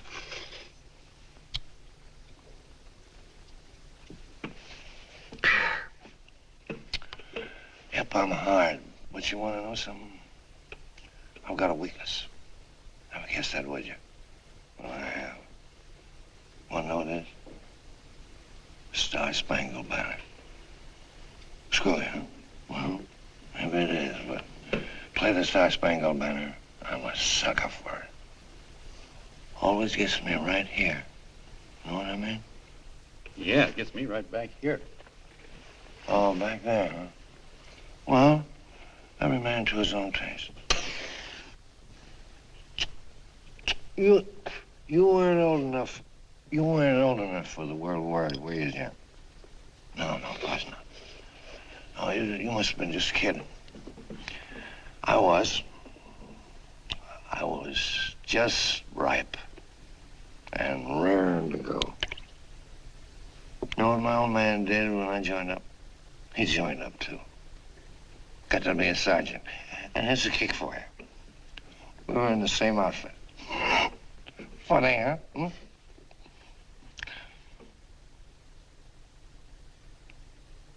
He was killed, John. I saw him get it. I was right there, and I saw it with my own eyes.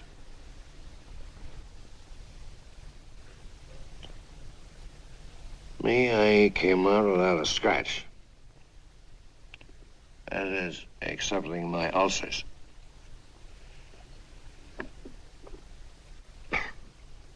I should be drinking milk, you know. This stuff is poison.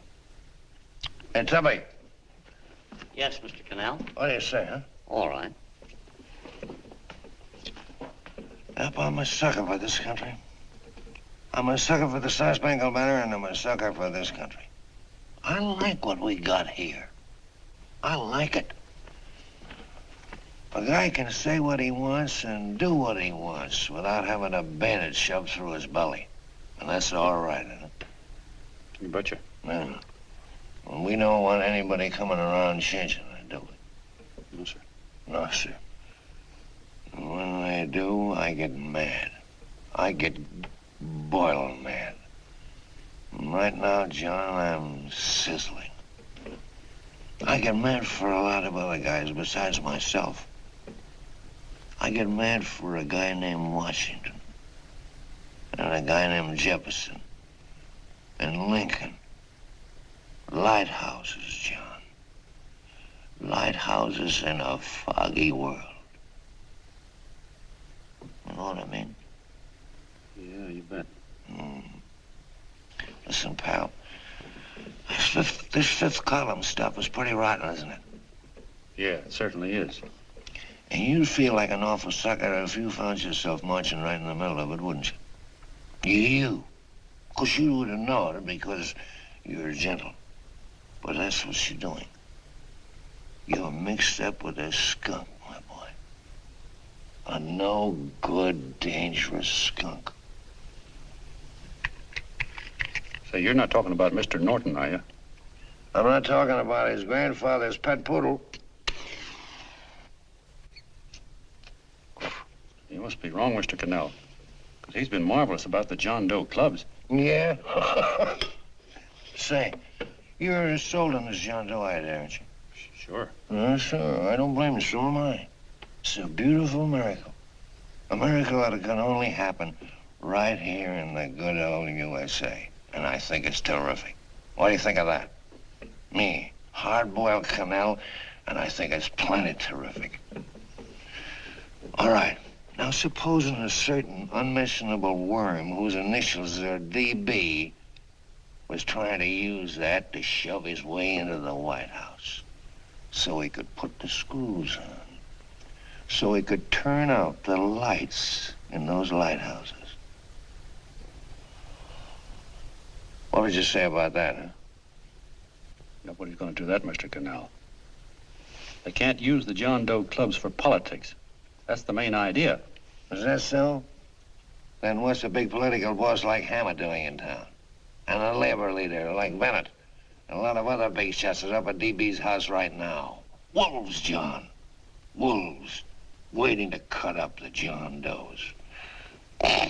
Wait till you get a gander at the speech you're going to make tonight. You're all wet. Miss Meçhul writes those speeches. Nobody can make her write that kind of stuff. They can't, huh?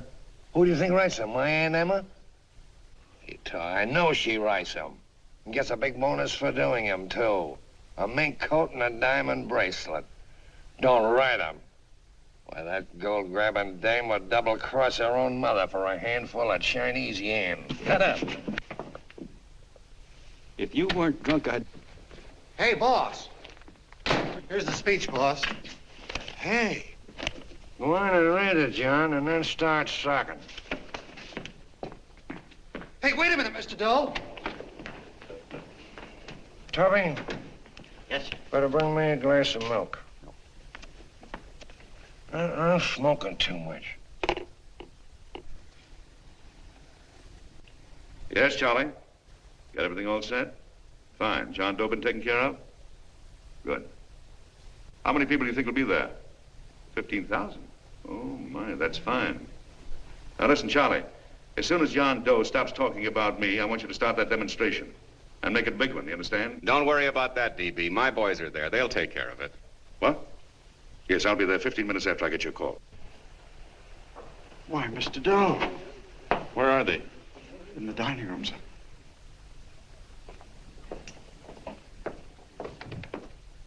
Now, gentlemen, I think we're about ready to throw that great big bombshell. Yeah, well, it's about time. Even a conservative estimate shows that we can count on anywhere between 10 and 20 million John Doe votes. Now, add to that the labor vote that Mr. Bennett will throw in, and the votes controlled by Mr. Hammett and the rest of you gentlemen in your own territories, and nothing can stop us. As I said before, I'm with you, providing you can guarantee the John Doe vote. Don't worry about that. You can count on me on one condition. Little Bennett's got to be taken care of. Didn't I tell you that everybody in this room would be taken care of? My agreement with you gentlemen stands. I'm with you, DB, but I still think it's a very daring thing we're attempting. These are daring times, Mr. Barrington. We're coming to a new order of things. There's too much talk been going on in this country. Too many concessions have been made. What the American people need is an iron hand. You're right. That's true. You're quite right, B.B. Discipline. Right. And now, may I offer a little toast to Miss Ann Meçhul, the brilliant and beautiful lady who is responsible for all this. Mr. Norton, I'd like to talk to you alone for a minute. Oh, Miss Meçhul has something to say to us. Let's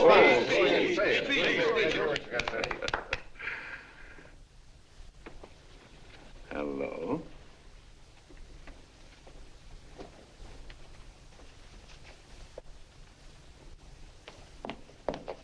John, I'm so glad to see you. I was terribly worried. Did you write this? Yes, I did, John, but I had no idea what was going on. You didn't? No. That's a swell bracelet you're wearing. John, why aren't you at the convention?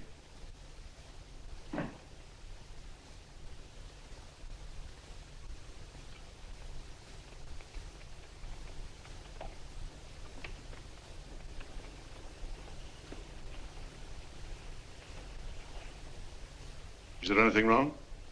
No, nothing's wrong. Everything's fine.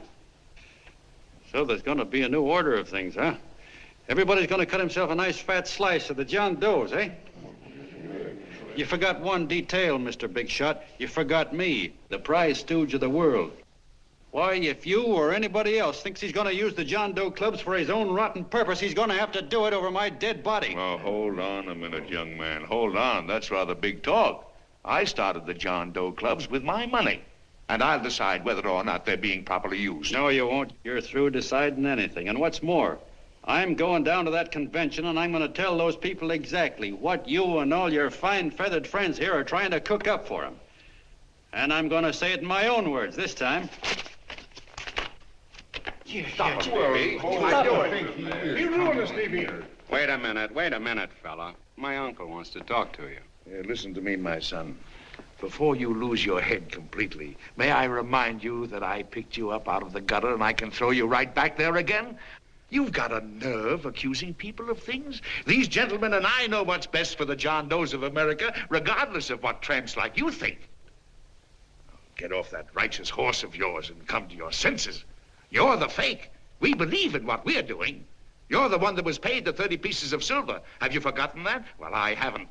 You're a fake John Doe, and I can prove it. You're the big hero that's supposed to jump off tall buildings and things. Do you remember? What do you suppose your precious John Does will say when they find out that you never had any intention of doing it, that you were being paid to say so? You're lucky they don't run you out of the country. And with the newspapers and the radio stations that these gentlemen control, we can kill the John Doe movement deader than a doornail. We'll do it, too, the moment you step out of line. Now, if you still want to go to that convention and shoot your trap off, you go ahead and do it.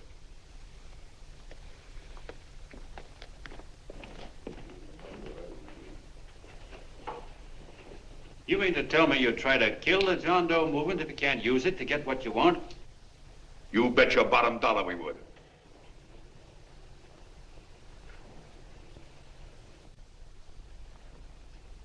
Well, that certainly is a new low. I guess I've seen everything now. You sit there back of your big cigars and think of deliberately killing an idea that's made millions of people a little bit happier. An idea that's brought thousands of them here from all over the country, by bus and by freight and jalopies and on foot, so they could pass on to each other their own simple little experiences.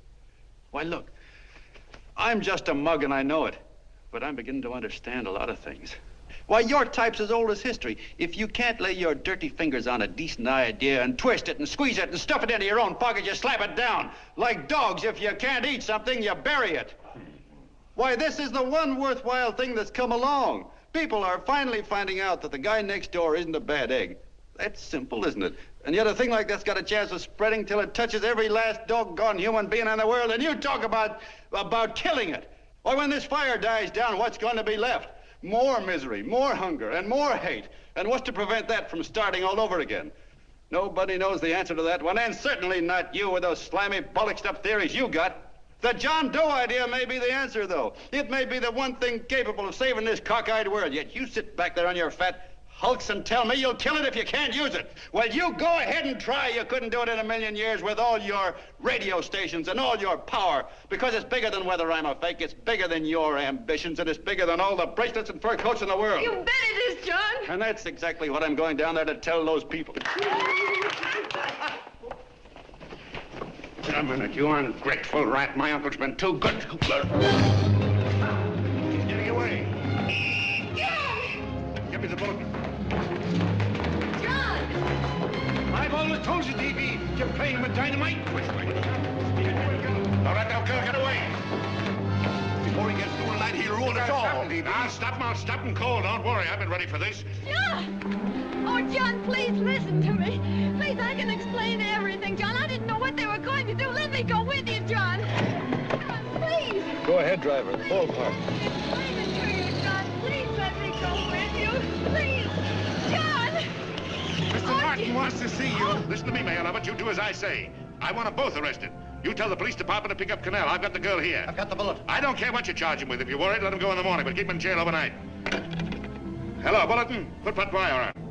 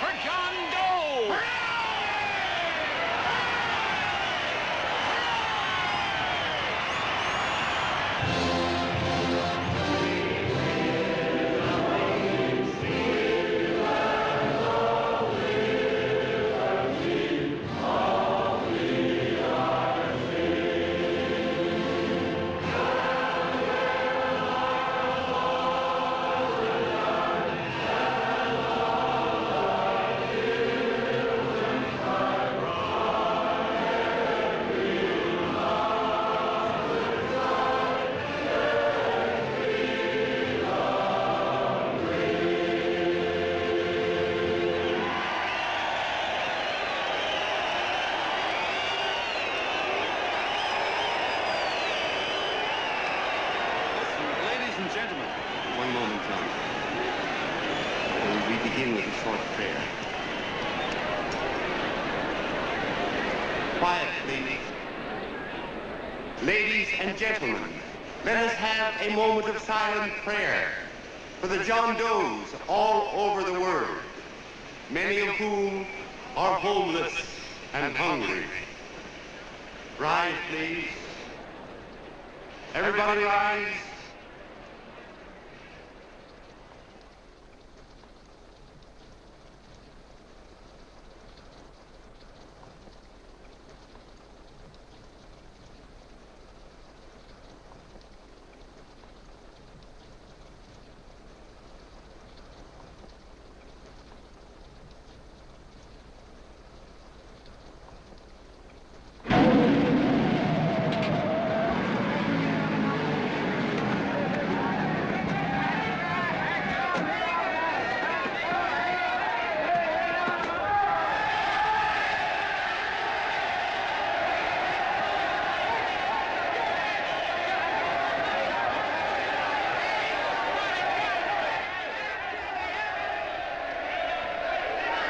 Newsboys.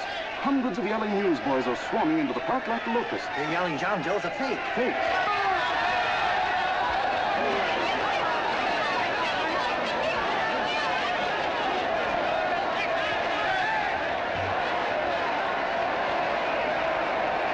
Federal investigation urged by Chamber of Commerce. How could he be a fake? It must be some kind of a gag. A what? A gag. A gag.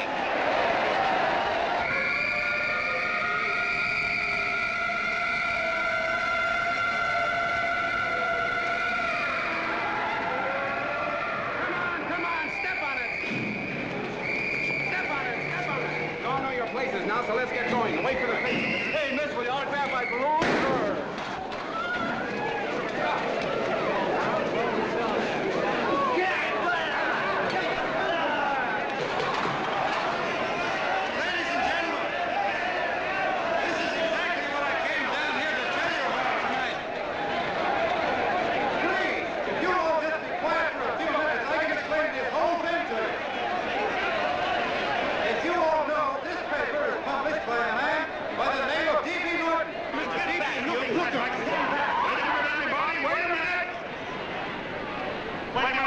Gentlemen,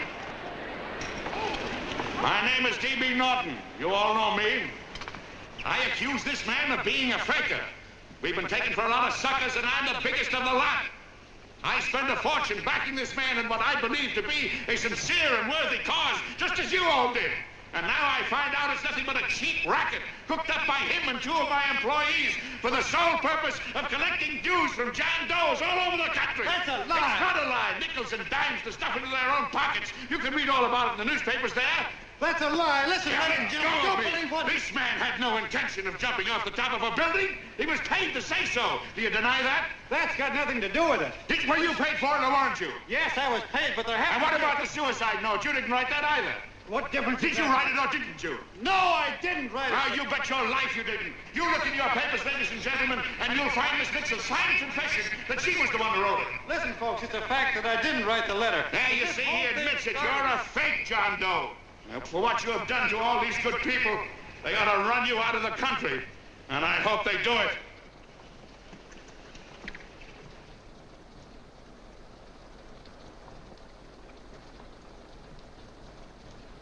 Speak up, John. We believe you. Please, listen, folks. Now that he's through shooting over his face, I've got a couple of things to tell you about. Come on, the rest of you get in here and riot. Break this crowd up. Come on. I'm sorry, folks, but we can't hear him anymore. Something's gone wrong with the loudspeakers. John Doe's a fake! Boo! They can't hear me. Boo! This thing's not working. Ladies and gentlemen.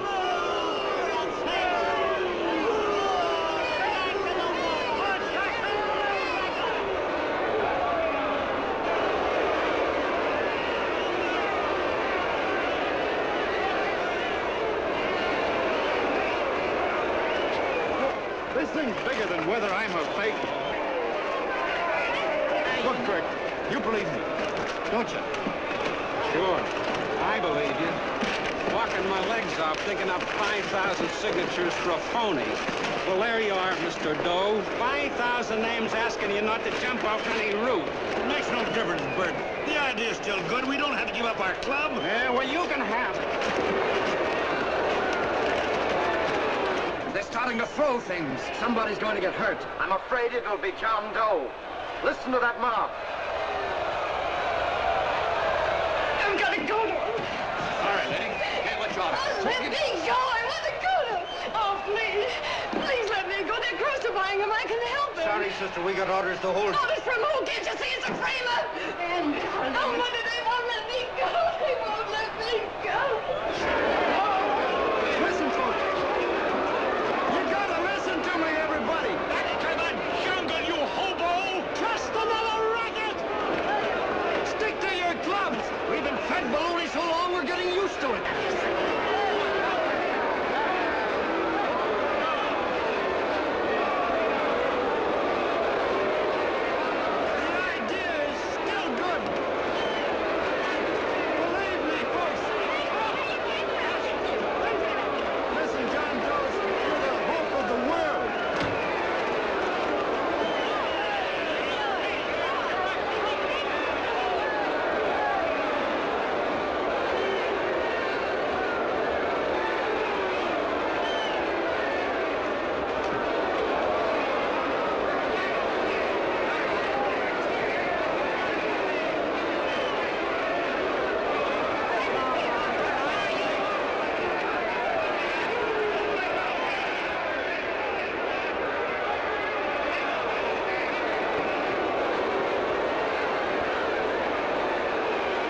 Finally managed to get him out of the park.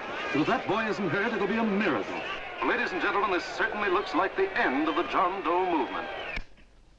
Well, boys, you can chalk up another one to the Pontius pilots.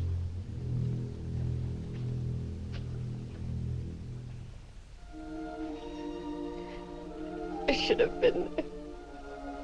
I could have helped him. He was so all alone. A lot of us are going to be mighty ashamed of ourselves after tonight. We certainly didn't give that man much of a chance.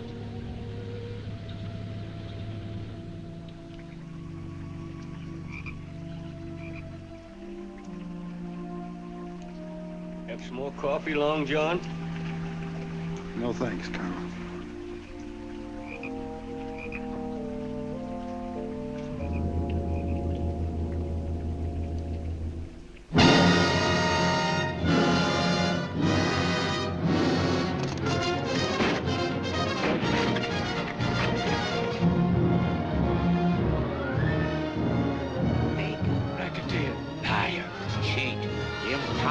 Why don't you jump? Christmas Eve at midnight.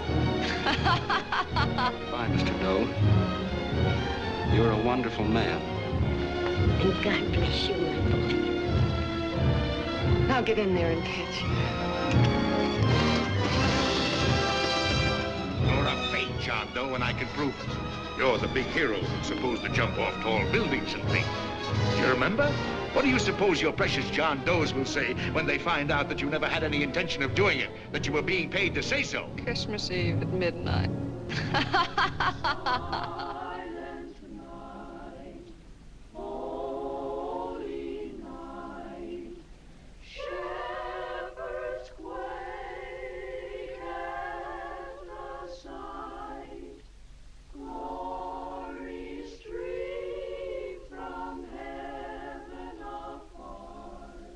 Merry Christmas, son. Merry Christmas.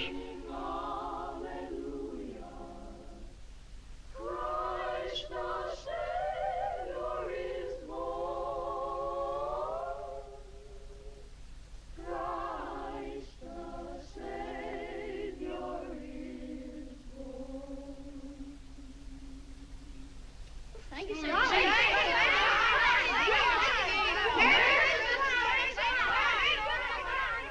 Who? John Doe. Is that screwball still around? Dame's been calling all day. Sure, I know. Yeah, at midnight, huh? Okay, lady.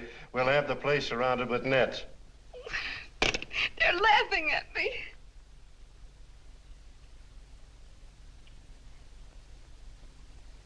You're a sick girl, Anne. You better take it easy. Whom are you calling now? You called that number not 10 minutes ago. Hello, Mr. Cannell. Have you seen him yet? Have you... Now listen, Ann, he can't possibly get in without our seeing him. I'm watching the side door and the colonel's out front, so stop worrying. Oh. Thank you.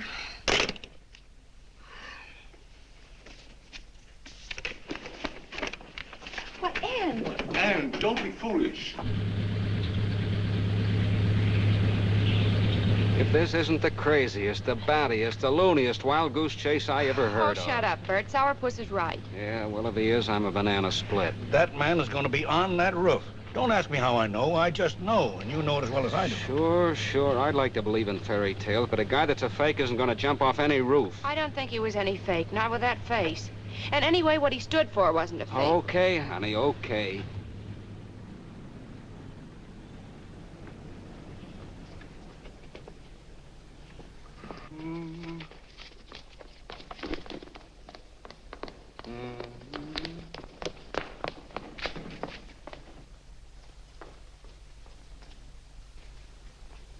Elevators ain't running. Colonel, You shouldn't have got out of bed, miss. has he been here? No. Have you seen him? I ain't seen him for a week. Where's Cannell? He's watching the other door. Oh, gee, you're swell. Oh. No sense in going up there. I've been here for hours. He ain't here. Let me go, will you? Now that's crazy. It's 14 floors.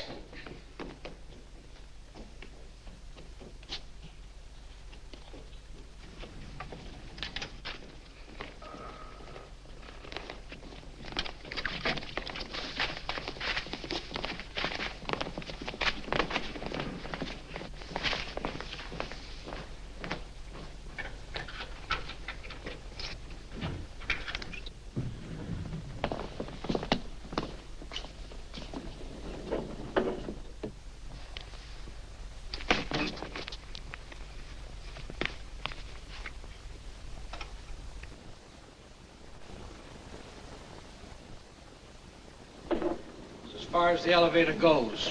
We gotta walk up to the tower.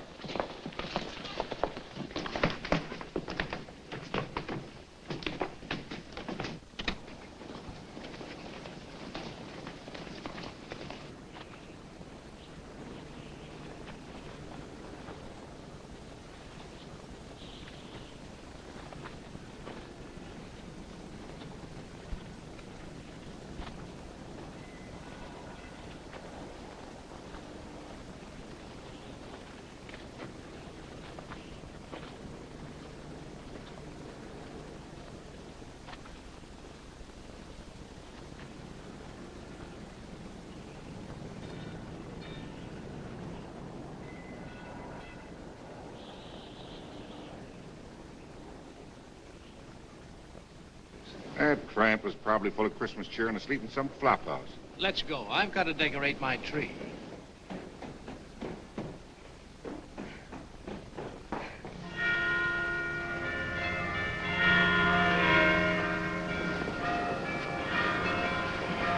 Well, I give up. I don't know what gave us the idea that we'd attempt anything like this. I guess you're right. I'm afraid the joke's on us. Let's go. I hope nobody finds out we've been here.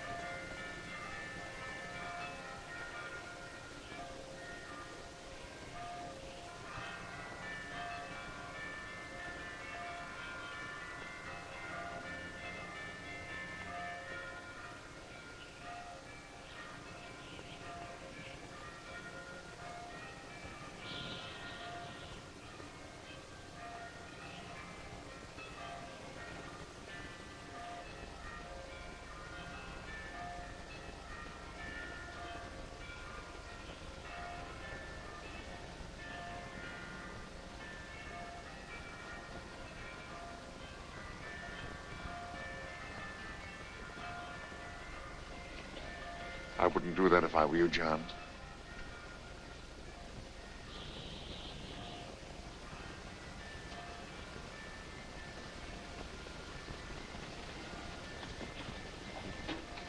It'll do you no good. The mayor has policemen downstairs with instructions to remove all marks of identification you may have on your person.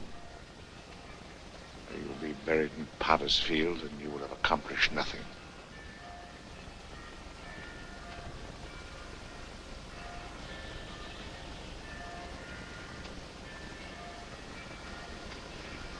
I've taken care of that. I've already mailed a copy of this letter to Mr. Cannell. John, why don't you forget this foolishness? Stop right where you are, Mr. Norton, if you don't want to go overboard with me.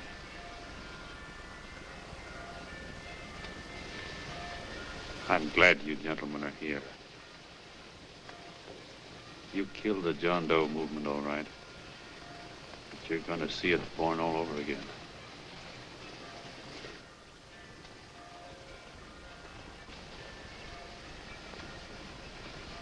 Now take a good look, Mr. Norton. John! John! Oh, John, no, I won't let you. I love you, darling. Oh, please. Please don't give up. We'll start all over again. Just you and I. It isn't too late. The John Doe movement isn't dead yet. You see, John, it isn't dead or they wouldn't be here. It's alive in them. They kept it alive by being afraid of. That's why they came up here. Oh, darling. Sure, it should have been killed. It was dishonest. But we can start clean now. Just you and I.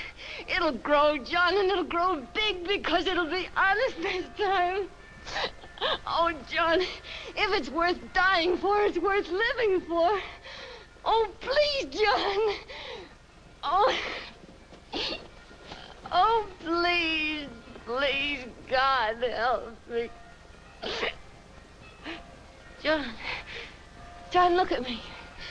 You want to be honest, don't you? Well, you don't have to die to keep the John Doe idea alive. Someone already died for that once. The first John Doe. And he's kept that idea alive for nearly 2,000 years. It was he who kept it alive in them.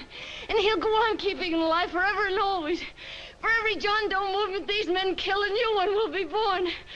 That's why those bells are ringing, John. They're calling to us.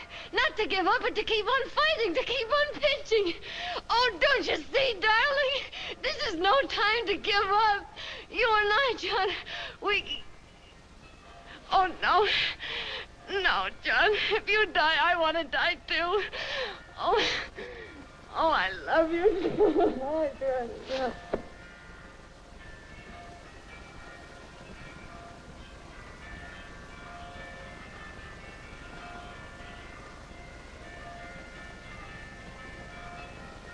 Mr. Doe, you don't have to...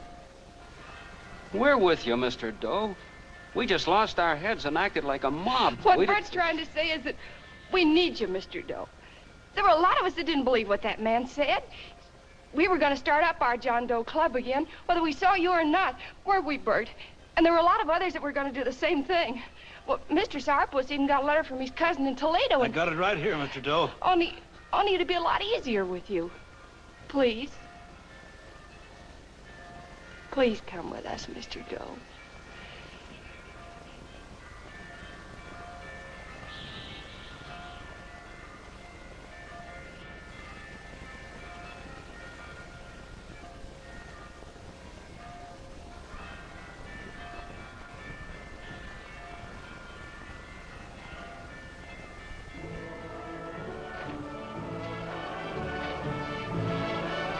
Long John.